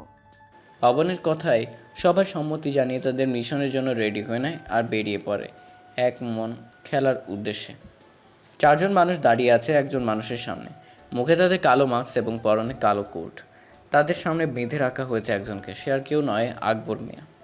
এই তোর কাকে বেঁধে রেখেছিস জানিস না? তোদের জানে মেরে ফেলবো। আরে কুল, আকবর মিয়া এত তারা কিসের মারার জন্য? একবার ছাড়া পেয়ে নেই, তোদের এক এক করে গুলি করে মারবো। আরে মিয়া আন্নে, আপনারা তো কিয়া মারবেন? আমারই তো আন্নেরে মারতাম আইসি। কি আমাকে মারবি তোরা? তোদের মতো বাচ্চা ফ্লাপাইন। আমি কারোক জানিস না তোরা, আমি যদি মরেও যাই তোদের তারা ছাড়বে না। আরে তুই তো মরবি, সাথে তোর আতি পাতি মাস্তান সব মরবে। বাইরে রাস্তা, তোর বউ বাচ্চাকে দেখছিস না কেন? নাকি তুই বিয়েও করিসনি? হ্যাঁ, আমার বউ বাচ্চা গ্রামের বাড়িতে গেছে, তাদের কিছু করবি না তোরা? তাদের কিছু করব না, শুধু তোর কুকর্মের কথাগুলো জানাবো। তোরা কে রে? এতক্ষণ থেকে আমাকে বেঁধে রেখে বাজে বক বক করছিস? সাহস থাকলে মুখ খুলে সামনাসামনি হ। আচ্ছা দেখো তো আমাদের চিনতে পারছিস কি না? এ কথা বলেই সবাই একসাথে মুখের মাস্ক খুলে ফেলে আর আকবর মিয়া তাদের দেখে ভূত দেখার মতো চমকে ওঠে। তোরা এখনো বেঁচে আছিস? কোনো কি ভেবেছিলি মরে যাব? আরে আল্লাহ যাকে এই দুনিয়াতে রাখবে তাকে বান্দা হাজার চেষ্টা করে মারতে পারবি না? তোকে বলেছিলাম এইটাই তোর শেষ সুযোগ। কথাটা বলার সাথে সাথে তার কপাল ছিদ্র করে, একটা বুলেট মাথার এপার ওপার হয়ে যায় আর আকবর মিয়ার নিথর দেহ চলে ঢলে পড়ে চেয়ারের উপর। সবাই অবনের দিকে তাকিয়ে আছে আর হাতে থাকা সাইলেন্সার লাগানো গুলি এখনও তাক করা আছে আকবর মিয়ার দিকে। তোকে বলেছিলাম এইটাই তোর শেষ সুযোগ, পরের বার কোনো সুযোগ পাবি না দ্বিতীয়বার কথা বলার জন্য। ওকে নিয়ে ভার্সিটি গেটের সামনে ফেলে দাও, আর এই মেমোরি কার্ডটা তার বুক পকেটে রেখে দিবে। ওকে। তারা আকবর মিয়াকে নিয়ে ফেলে দেয় ভার্সিটি গেটের সামনে। পরের দিন সকালবেলা আবির বসে বসে টিভিতে খবর দেখছে, সকল চ্যানেলে এই সংবাদ। ঢাকা বিশ্ববিদ্যালয়ের দারোয়া আকবর মিয়াকে কে বা কারা রাতের অন্ধকারে খুন করে ভার্সিটির সামনে ফেলে রেখে গেছে। খুনি প্রমাণ করা যায়নি, কে করেছে আর কারা করেছে শত্রুতা থাকতে পারে, কিন্তু আকবর মিয়ার পকেট থেকে একটি মেমোরি কার্ড পাওয়া গেছে। সেটার ভিতরে কি আছে তার খবর এখনো আমাদের হাতে এসে পৌঁছায়নি। পরবর্তী আপডেট জানতে চোখ রাখুন চ্যানেলে। বিপদ মাত্র একটা গেল। বাকিগুলো যাবে খুব দ্রুত। এই নাস্তা রেডি, আসো। আর নিজেদের কাজের খবর নিজেরা দেখলে হবে? আরে বুঝোস না, তারা যে এটা করেছে তা দেখতে হবে না? বুঝি। কচু বুঝো, তুমি নিজে সব কিছু করে আর আমাদের পস্তাও। ভাইয়া ঠিক বলেছি ভাবি, সব তুমি করো আর তুমি মাহি আমাদের দোষাও, এটা কিন্তু আমরা মানবো না। মানলে মানো, না মানলে নাই। আরে বাদ দে তো মাহি, তাদের খেতে দে। এই আসো, খেয়ে উদ্ধার করো আমাদের। সারাদিন একটা কাজও করে না, শুধু বসে বসে মোবাইল ঘাঁটবে, না হয় টিভি দেখবে। আমাদের কোনো কাজ আছে যে আমরা করব? কেন, সারাদিন তো বসেই থাকো। আমরা যে সারাদিন রান্না করি, আমাদেরও তো একটু হেল্প করতে পারো তোমরা। না, তা না করে তারা রাজার মতো করে বসে থাকে দুজন। আচ্ছা বাবা, আজকে রান্না আমরা করব। কি আমরা? কেন, তুই পারবি না? অবশ্যই তুই পারবি না। বসে বসে তাহলে ভাবি বকা খেয়ে পেট ভরা। কে বলেছে রান্না করবে না? আমি তোকে বলেছি? বেশি বুঝোস কেন তুই? ও, আমি এখন বেশি বুঝি তাই না? এই তোমরা চুপ করবে? কে কতটুকু রান্না পারে আর কারটা ভালো হয় দেখা যাবে। হি হি হি। ওকে, তাহলে নাস্তা করে চলে যাও কিচেনে। তারা সবাই নাস্তা করে, অবনী এবং মাহি বসেছে টিভি দেখতে, আর আবির যায় রান্না করতে।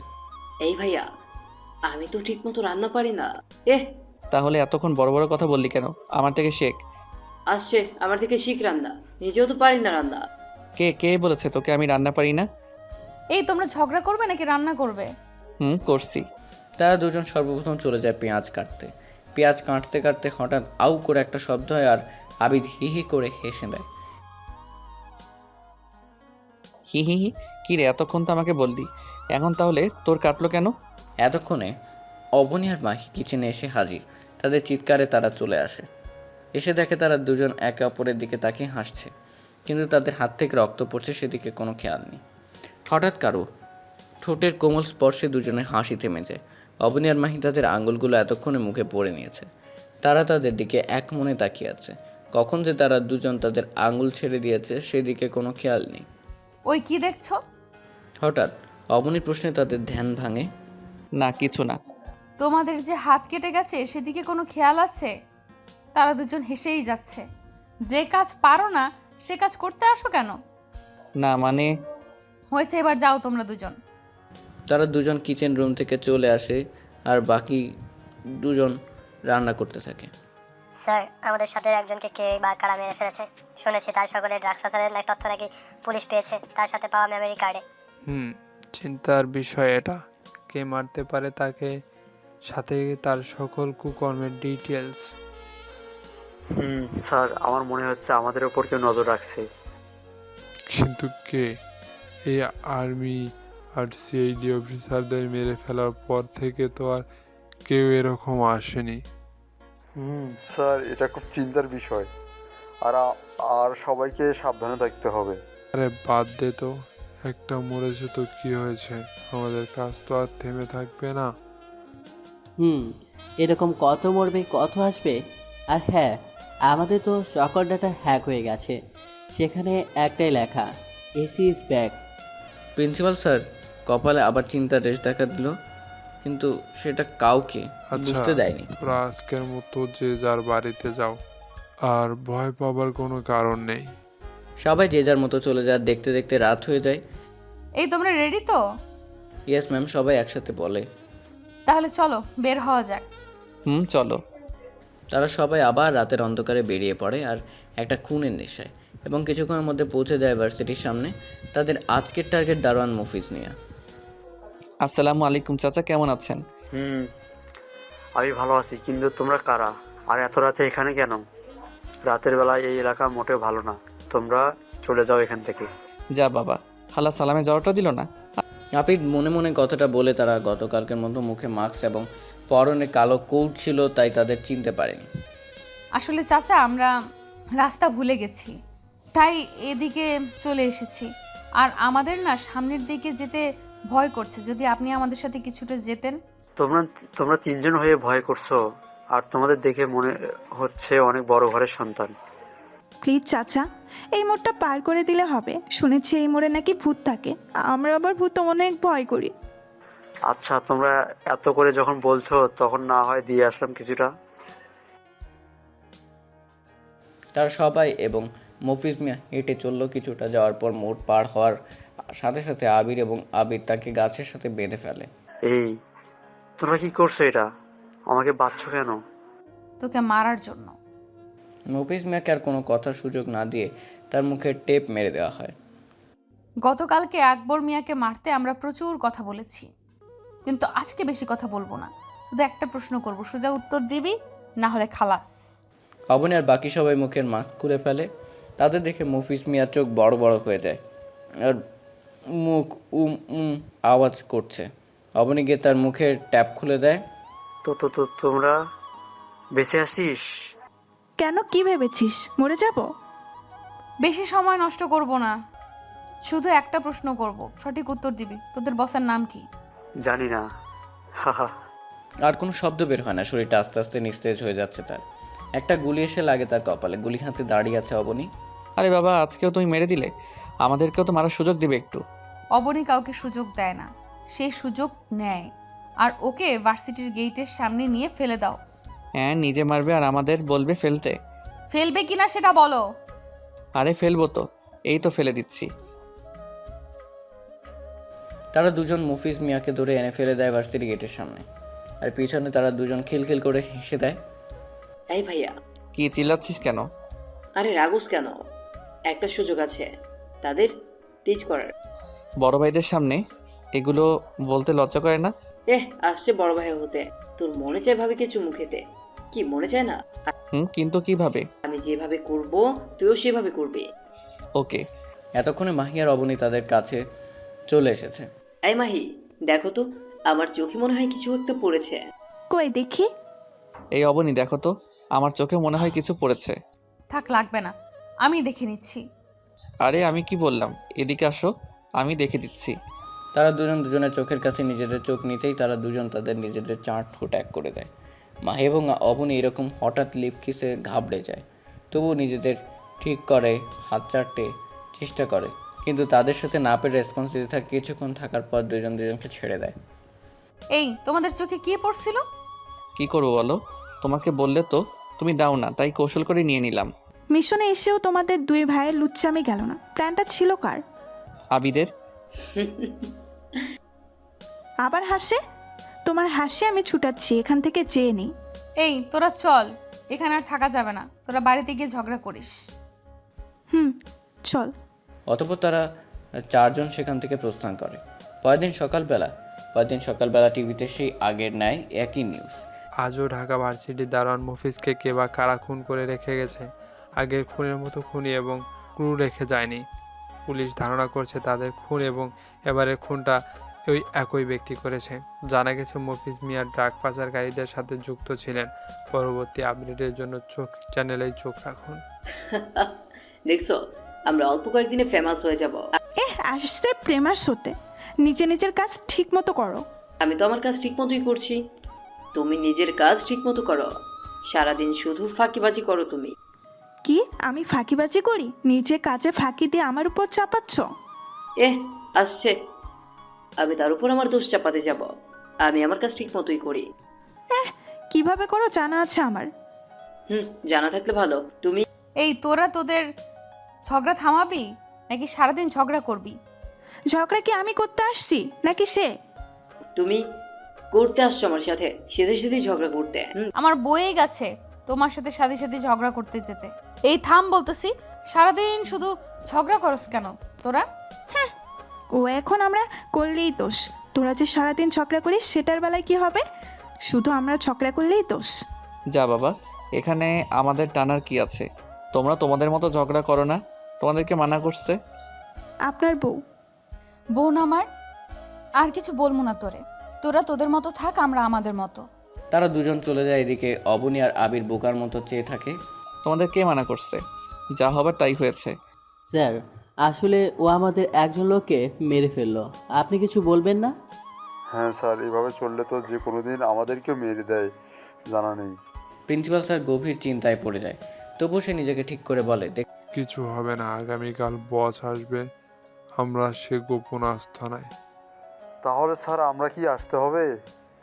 আচ্ছা, আজকে যা, ভার্সিটি ছুটি হয়ে গেছে অনেক আগে, আর কালকে ভার্সিটিতে আসতে হবে না, সোজা আমার আস্থানায় চলে আসবি রাতে। ঠিক আছে স্যার। দেখতে দেখতে দুপুর শেষে বিকেল, আর বিকেল শেষে রাত্রি। আর এই রাতেই কেউ একজন কাউকে মারার জন্য প্ল্যান সাজাচ্ছে। সে আর কেউ নয়, অবনী। আজকের প্ল্যানটা হবে ভিন্ন রকম। ভিন্ন রকম, কারণ শফিক এবং সবুজ স্যার ভাই, তারা একই বাড়িতে থাকে, আর তাদের ফ্যামিলির সামনে তাদের মারতে পারবো না। তার থেকে বড় কথা, তাদের থেকে অনেক ইনফরমেশন পাওয়া যাবে। তাই তাদের জঙ্গলের পাশে যে ভাঙা বাড়িটা আছে সেখানে তুলে আনবো। তো তোর প্ল্যান কি? তোদের কিভাবে তুলে আনবো? শোন, অবনী তাদের সবাইকে তার প্ল্যান বুঝিয়ে দেয়। বুঝলে সবাই? চলো। তাহলে চলো, বেরিয়ে পড়া যাক।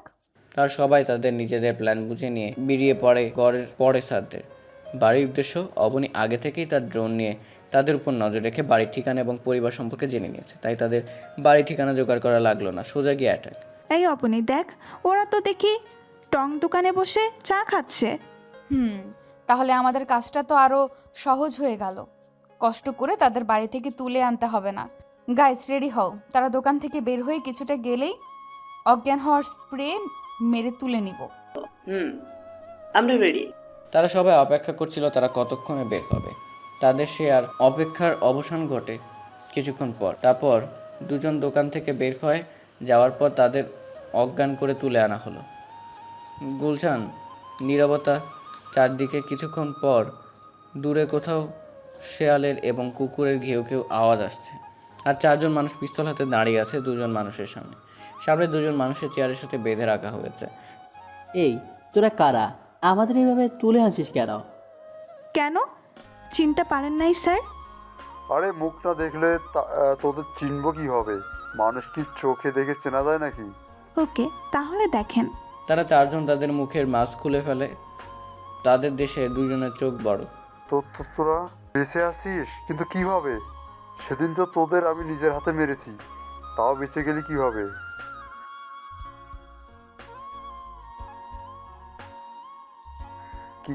কিসের প্রশ্ন আর কিসের উত্তর? আমি এত কথা বলতে পারবো না। এই মাহি, তুই জিজ্ঞেস কর। স্যার, আপনাদের বেশি কিছু জিজ্ঞেস করব না, শুধু কয়েকটা প্রশ্ন করব, তার সঠিক উত্তর দেবেন। আপনার বসের নাম কি? জানি না। আপনাদের বস কোথায় থাকে? জানি না। আপনাদের বসকে পাবো কোথায়? আরে জানি তো, আমরা সব প্রিন্সিপাল স্যার জানেন। ওকে মাহি, তুই সর। আবির, এবার তোমার কাজ শুরু করো। আবির গিয়ে একটা চেয়ার টেনে বসে পড়ে তাদের সামনে, আর একটা বক্স রাখে টেবিলের উপর। সেটা থেকে সে প্রথমে ক্লাস বের করে এবং আসিফ সাহেবের একটা নোক টেনে তুলে ফেলে। সে চিৎকার করছে কিন্তু সেটা কারো কান অবধি পৌঁছচ্ছে না। বল, তোদের বসের নাম কি? কথাটা বলতে বলতে আবির আবার বাক্স থেকে ব্লেড এবং মরিচের গুঁড়া বের করে। জানি না। আবির কোনো কথা না বলে উঠে সবুজ স্যারের গায়ে থাকা শার্টটা খুলে ফেলে এবং তার শাড়ির ব্লেড দিয়ে কাটতে থাকে। বলবি না তোদের কিছু? না। ওকে ফাইন, তোদের বলতে হবে না। আবির আবার তার শরীর কাটতে থাকে এবং তাতে মরিচের গোড়া ঢেলে দেয়। সে গগন পাঠানো চিৎকার করছে কিন্তু সেটা কারো কান অব্দি পৌঁছচ্ছে না। বলবি না? বলছি প্লিজ, আর না, আমি পারছি না, প্লিজ ছেড়ে দাও আমাকে। আবিদ পানিটা এনে ওর গায়ে ঢেলে দে। আবিরের কথা মতো পানি এনে ঢেলে দেয়। নে এবার বল। আসিফ ভাই, আপনি বলেন, আমি আর পারছি না। আশিক চৌধুরী আমাদের বসের নাম। সে কি করে বা কোথায় থাকে আমরা কিছু জানি না, সব প্রিন্সিপাল স্যার জানেন। তাকে কোথায় পাবো? সে আগামীকাল আসবে প্রিন্সিপাল স্যারের সাথে দেখা করার জন্য। আমাদেরও যেতে বলেছে, কিন্তু কোথায় আসবে সেটা বল।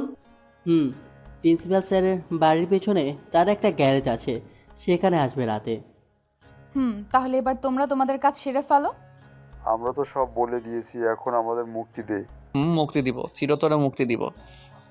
বলেই দুজনে পটাপট 2টা গুলি চালায়। 2টা বুলেট দিয়ে তাদের মাথায় এপার ওপার হয়ে যায়, নিথর হয়ে পড়ে তাদের শরীর। এবার চলো যাওয়া যাক। দাঁড়াও, ওদের ফেলা লাগবে না? না, ওদের এখানেই থাকতে দাও। এরা এখানে থাকলে আমাদের কাজটা আর সহজ হয়ে যাবে। আর এখন চলো, আমি আর কিছু বলতে পারবো না, আমার শরীর অনেকটা ক্লান্ত লাগছে। চলো। তারা সকলে চলে আসে তাদের বাড়িতে, আর সেই ঘুমিয়ে পড়ে। সবে অনেক ক্লান্ত, তাই বিছানার সাথে গা এলিয়ে দেওয়ার কিছুক্ষণের মধ্যে তা হারিয়ে যায় ঘুমের রাজ্যে। পরদিন সকালবেলা আবিরের ঘুম ভেঙে যায় মোবাইলের সাউন্ডে। সে ঘুম ঘুম চোখে মোবাইলে তাকায়। আদনান সাহেব কল করেছে। হ্যালো আব্বু। কিরে, এখনো ঘুমাচ্ছিস নাকি? কেন, কি হয়েছে? ওত, এত বেলা পর্যন্ত ঘুমানো লাগবে না। আর তোদের কাজ কতটুকু হয়েছে? কাজ আজকে শেষ হবে, আর বাকিটা অবনী জানে। এই অবনীর নাম্বার বন্ধ কেন? দেখ তো। অবনীর নাম্বার বন্ধ হতে যাবে কেন? আচ্ছা তুমি রাখো, আমি দেখছি। আবির লাইন কেটে দিয়ে চলে যায় অবনীতের রুমে। সে কি রুমে কাউকে পায় না? আবির তাদের না পেয়ে পুরো বাড়ি খুঁজে তাও পায় না।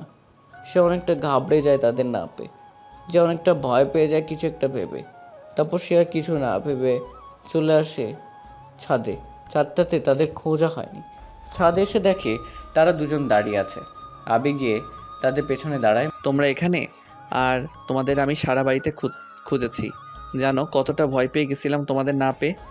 আরে এখানে ভয় পাবার কি আছে? ঠিক মতো খুঁজলে তো আমাদের পেয়ে যেতে। মাহি, তুমি একটু নিচে যাবে? আচ্ছা যাচ্ছি। মাহি চলে যায় নিচে, আর আবির পিছনে দাঁড়ায় অবনীর পাশে। অবনীর হাতের উপর হাত রাখে সে। তোমার কি হয়েছে অবনী? কই কি হয়েছে? আমার কিছু হয়নি। তোমাকে আজকে এরকম দেখাচ্ছে কেন? আর মোবাইল বন্ধ কেন? মোবাইলের চার্জ শেষ। আর আমাকে কিরকম দেখাচ্ছে? আজকে তোমাকে অন্যরকম দেখাচ্ছে। কোনো কিছু নিয়ে মন খারাপ? না। তাহলে মন খারাপ কেন? মামা মামি জারার কথা খুব মনে পড়ছে। কত মাস হয়ে গেল তাদের সাথে যোগাযোগ নাই। আরে বাবা, এখানে মন খারাপ করার কি আছে? আজকে তো আমাদের মিশনটা শেষ হবে, তারপর না হয় আমাদের সাথে গিয়ে দেখা করে আসবে।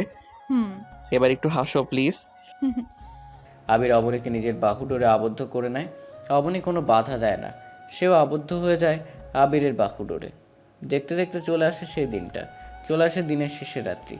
আপনি প্রিন্সিপাল স্যারের গ্যারেজ কোথায়? আমরা জানবো কিভাবে? শুনলি না, তার বাড়ির পেছনে।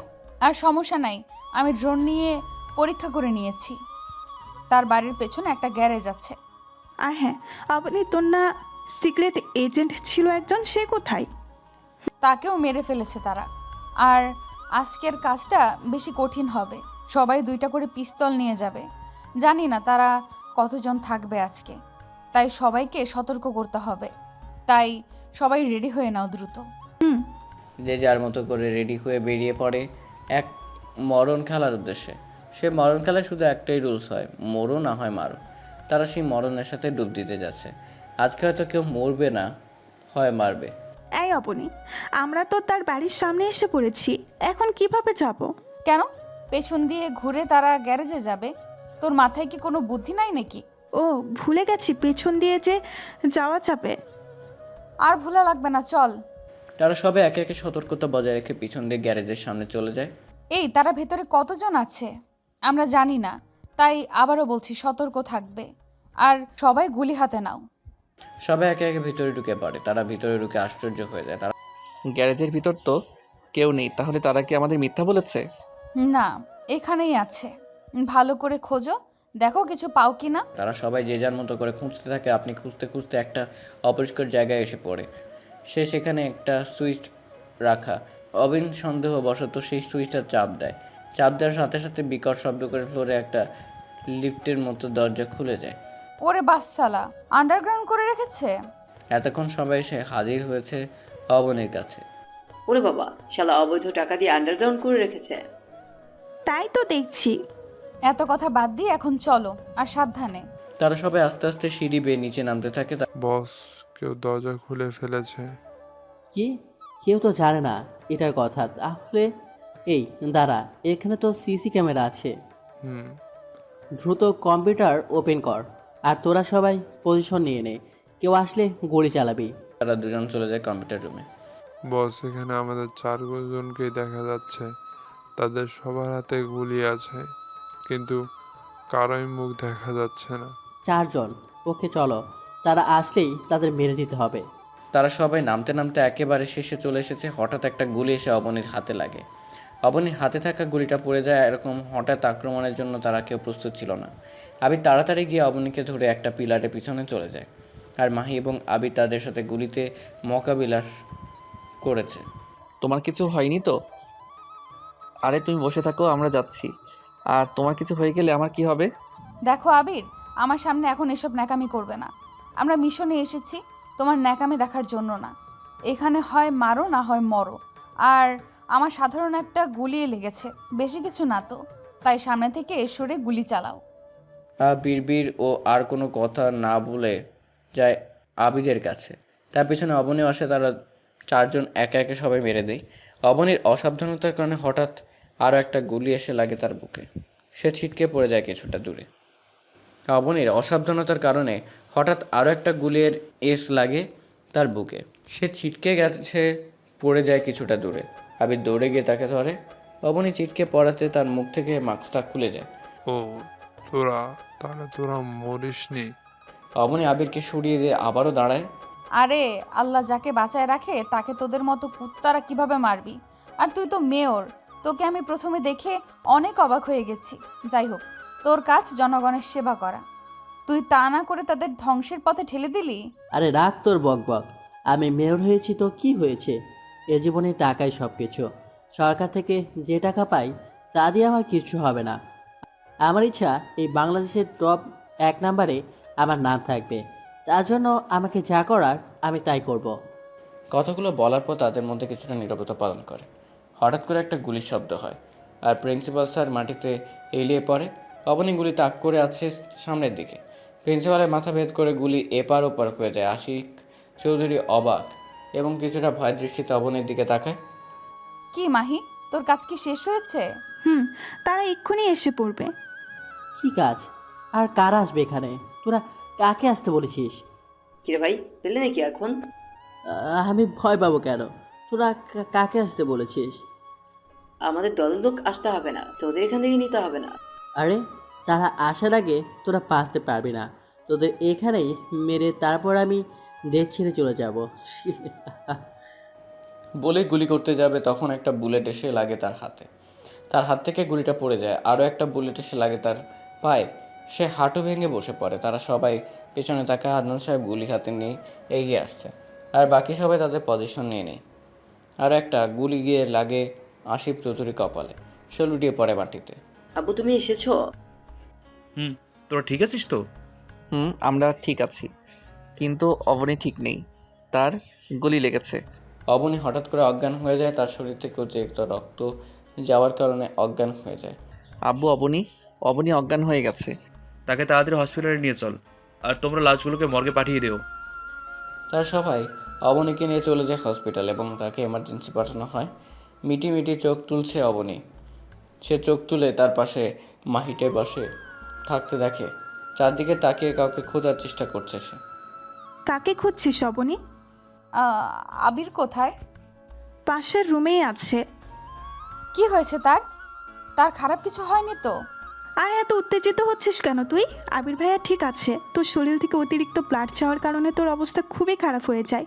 তখন ডাক্তার বলে ইমার্জেন্সি 3 ব্লাড লাগবে, কিন্তু তোর ব্লাড কোথাও পাওয়া যাচ্ছে না। ভাগ্য ভালো আবির ভাইয়ের সাথে তোর ব্লাড গ্রুপ মিলে যায়, তাই সে 3 ব্যাগ রক্ত দেওয়ার কারণে অনেকটা দুর্বল হয়ে যায়। তাই পাশের রুমে তাকে স্যালাইন দিয়ে রাখা হয়েছে। আজকে যদি আবির ভাইয়ের সাথে তোর ব্লাড গ্রুপ না মিলতো তাহলে কি হতো জানি না। আমি আবিরের কাছে যাব। দেখ অবনী, পাগলামি করবি না। তার থেকেও তুই বেশি দুর্বল, আর সে কিছুক্ষণের মধ্যেই ঠিক হয়ে যাবে। আর তুই শুয়ে থাক। না, আমি তার কাছে যাব মাহি, তুই আমাকে যেতে দে প্লিজ। দেখ অবনী, মাথা খারাপ করবি না, চুপচাপ শুয়ে থাক বলছি। সেই মুহূর্তে কেবিনের মধ্যে প্রবেশ করে আদনান সাহেব এবং তার স্ত্রী। কি হয়েছে মাই? রেগে আছিস কেন? দেখো না আব্বু, আমি আবিরের কাছে যাব, কিন্তু মাহি আমাকে যেতেই দিচ্ছে না। না, তোর কোথাও যাওয়া লাগবে না। আবির কিছুক্ষণের মধ্যেই ঠিক হয়ে যাবে। আব্বু তুমিও? বেশি কথা বলবি না, চুপচাপ শুয়ে থাক। আম্মু তুমি অন্তত বলো না আমাকে যেতে দিতে। না অবনীমা, আমার তুই কোথাও যাওয়া লাগবে না, আবির এখনই ঠিক হয়ে যাবে। আর যখন জানতে পেরেছি তোরা বেঁচে আছিস, তখন যে কতটা খুশি হয়েছি তোদের বলে বোঝাতে পারবো না। কিন্তু তোদের আব্বু আমাকে নিয়ে আসেনি, যা আজকে আনলো তাও তোদের এই অবস্থা। বেশি কথা বলো না, চুপচাপ থাকো। বেশি কথা বললে অবনীর সমস্যা হবে।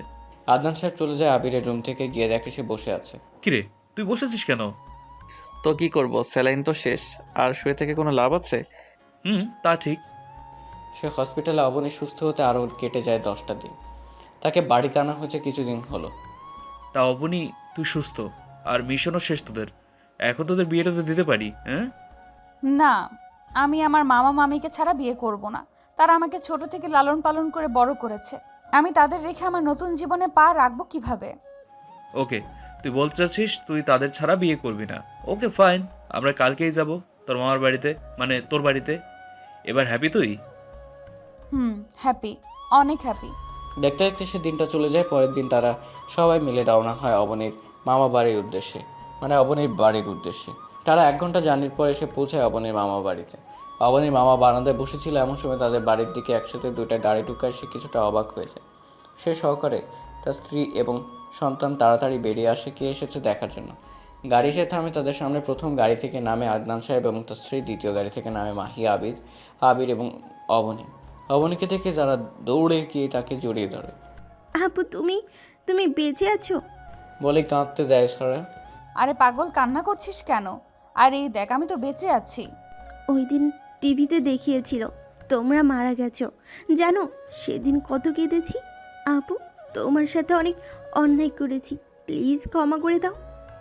আরে পাগল, কি নিয়ে তোদের ক্ষমা করব আমি? আমি কি তোর উপর রেগে আছি?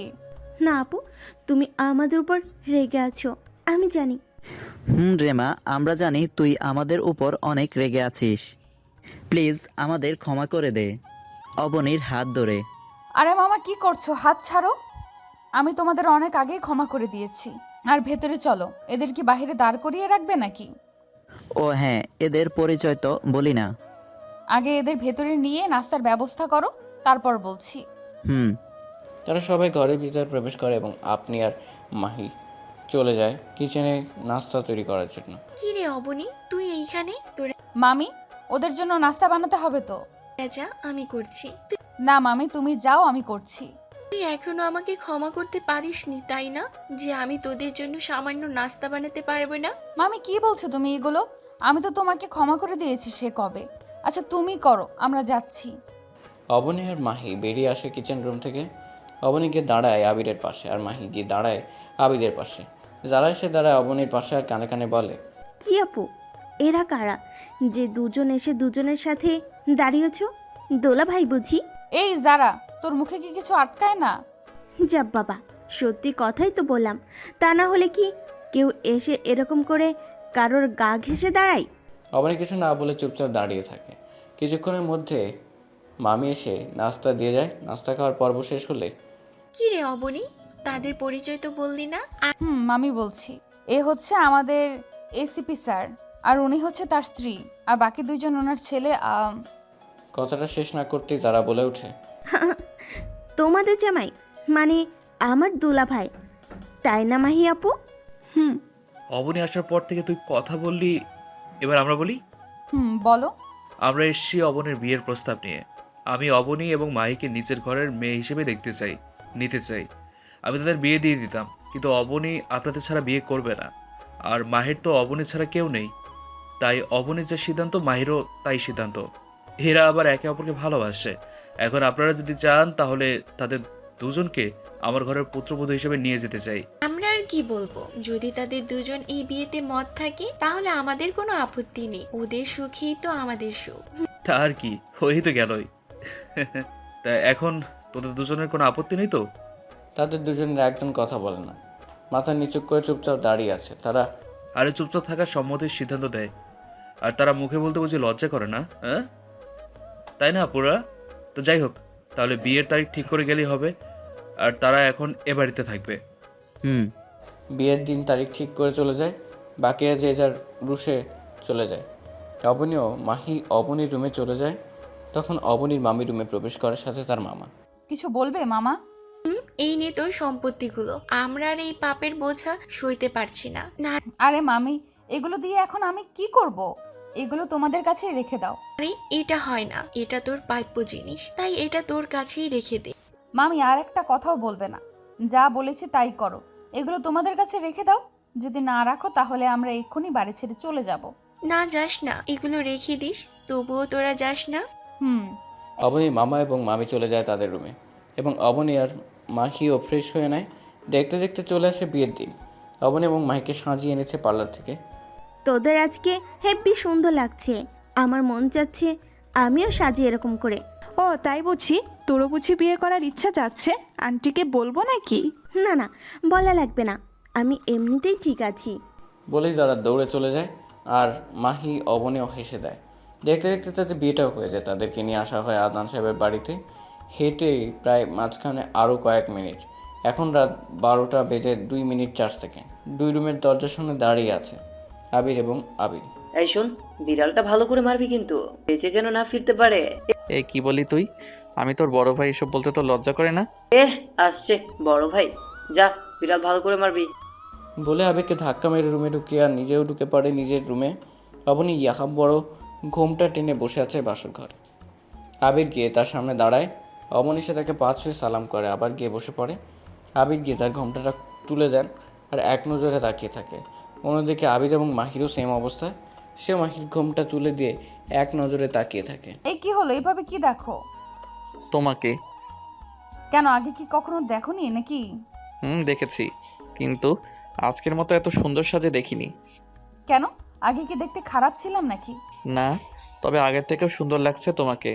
যাও, লজ্জা করে না বুঝি আমার? ওরে আমার লজ্জাবতী রে। এই শোনো না, বলো। চলো না ছাদে যাই। এখন যাব, তাও এত রাতে? তো কি হয়েছে, চলো না। আচ্ছা চলো। তারা দুজন চলে আসে ছাদে। এসে তারা গিয়ে বসে পড়ে দোলনায়। অবনী দোলনাতে আবিরের কোলে মাথা রেখে শুয়ে পড়ে। এই তুমি কিন্তু আমাকে প্রপোজ করনি। তো কি হয়েছে? এখন তো আমাদের বিয়ে হয়ে গেছে, সো কোনো প্রপোজ করা লাগবে না। লাগবে না মানে? তুমি এক্ষুনি আমাকে প্রপোজ করবে। আচ্ছা বাবা, রাগ করছো কেন? করছি, কিন্তু কি দিয়ে করবো? আমার কাছে তো কিছুই নেই। দাঁড়াও, দিচ্ছি। বলে অবনী তার হাত থেকে একটা চুড়ি খুলে দেয়। নাও, এখন করো। আবির কি অবনীর হাত থেকে চুড়িটা নিয়ে তার সামনে হাঁটু কেড়ে বসে পড়ে। ভালোবাসা কি তা আমি জানি না, ভালোবাসা কাকে বলে সেটাও জানি না আমি। কিন্তু তোমাকে যেদিন প্রথম শপিং মলে দেখেছি, তারপর থেকে নিজের কাছে কীরকম শূন্যতা অনুভব করি।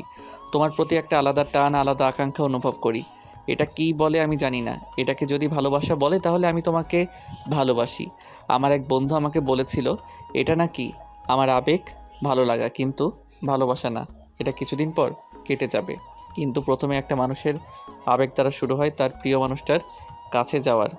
আবেগ ছাড়া কখনো ভালোবাসা হয় কিনা জানি না, কিন্তু আমার আবেগ দিয়ে ভালোবাসা হয়েছে তোমার প্রতি। সেই ভালোবাসা থেকে আজকে আমরা নতুন জীবন চলা শুরু করেছি। আচ্ছা তুমি কি হবে আমার বাবুর আম্মু? নিবি কি আমার এই অগোছালো জীবনটা গুছিয়ে দেওয়ার দায়িত্ব? হবে কি আমার সূর্য অস্ত যাওয়ার সময়টা দেখার সাথী? হবে কি আমার রাতের জ্যোৎস্না বিলাস করার সাথী? হবে কি আমার একই রাস্তায় পাশাপাশি হাতে হাত রেখে চলার সাথী? I love you Abani. Abani আবির হাত থেকে চুড়িটা নিয়ে বলো। তোমার বাবুর আম্মু, দায়িত্ব নিয়েছি তোমার অগোছালো জীবনটা গুছিয়ে দেওয়ার। সাথী হব তোমার সূর্য অস্ত যাওয়ার দেখার। হব তোমার জ্যোৎস্না বিলাসের সাথী, হব তোমার হাতে হাত রেখে চলার সাথী। আবির উঠে অবনীকে আগলে নেয় নিজের বাহু ডোরে। অবনীও আজ নিজ ইচ্ছে আবদ্ধ হয়ে যায় আবিরের বাহু ডোরে। এভাবে তারা কতক্ষণ ছিল জানা নেই। এই একটা ইয়ে দাও না। ইয়েটা কি? পাপ্পি। আমি এখানে দিতে পারবো না, রুমে চলো। তারা দুজন চলে যায় নিজেদের রুমে। আজ এখান থেকে শুরু হবে তাদের নতুন জীবন, নতুন করে গড়ে তোলা তাদের সংসারের স্বপ্ন। আচ্ছা তারা হারিয়ে যাক না তাদের অতল ভালোবাসায়, দেখাক না তাদের নতুন সংসারের স্বপ্ন। সেখানে আমরা কাবাব মে হাড্ডি মুখে জানতে এখন বহুত শুনে ফেলেছেন। আর না, একেবারে যাবেন গা। অপেক্ষা করুন নেক্সট গল্পের জন্য। সে পর্যন্ত ভালো থাকবেন। ধন্যবাদ।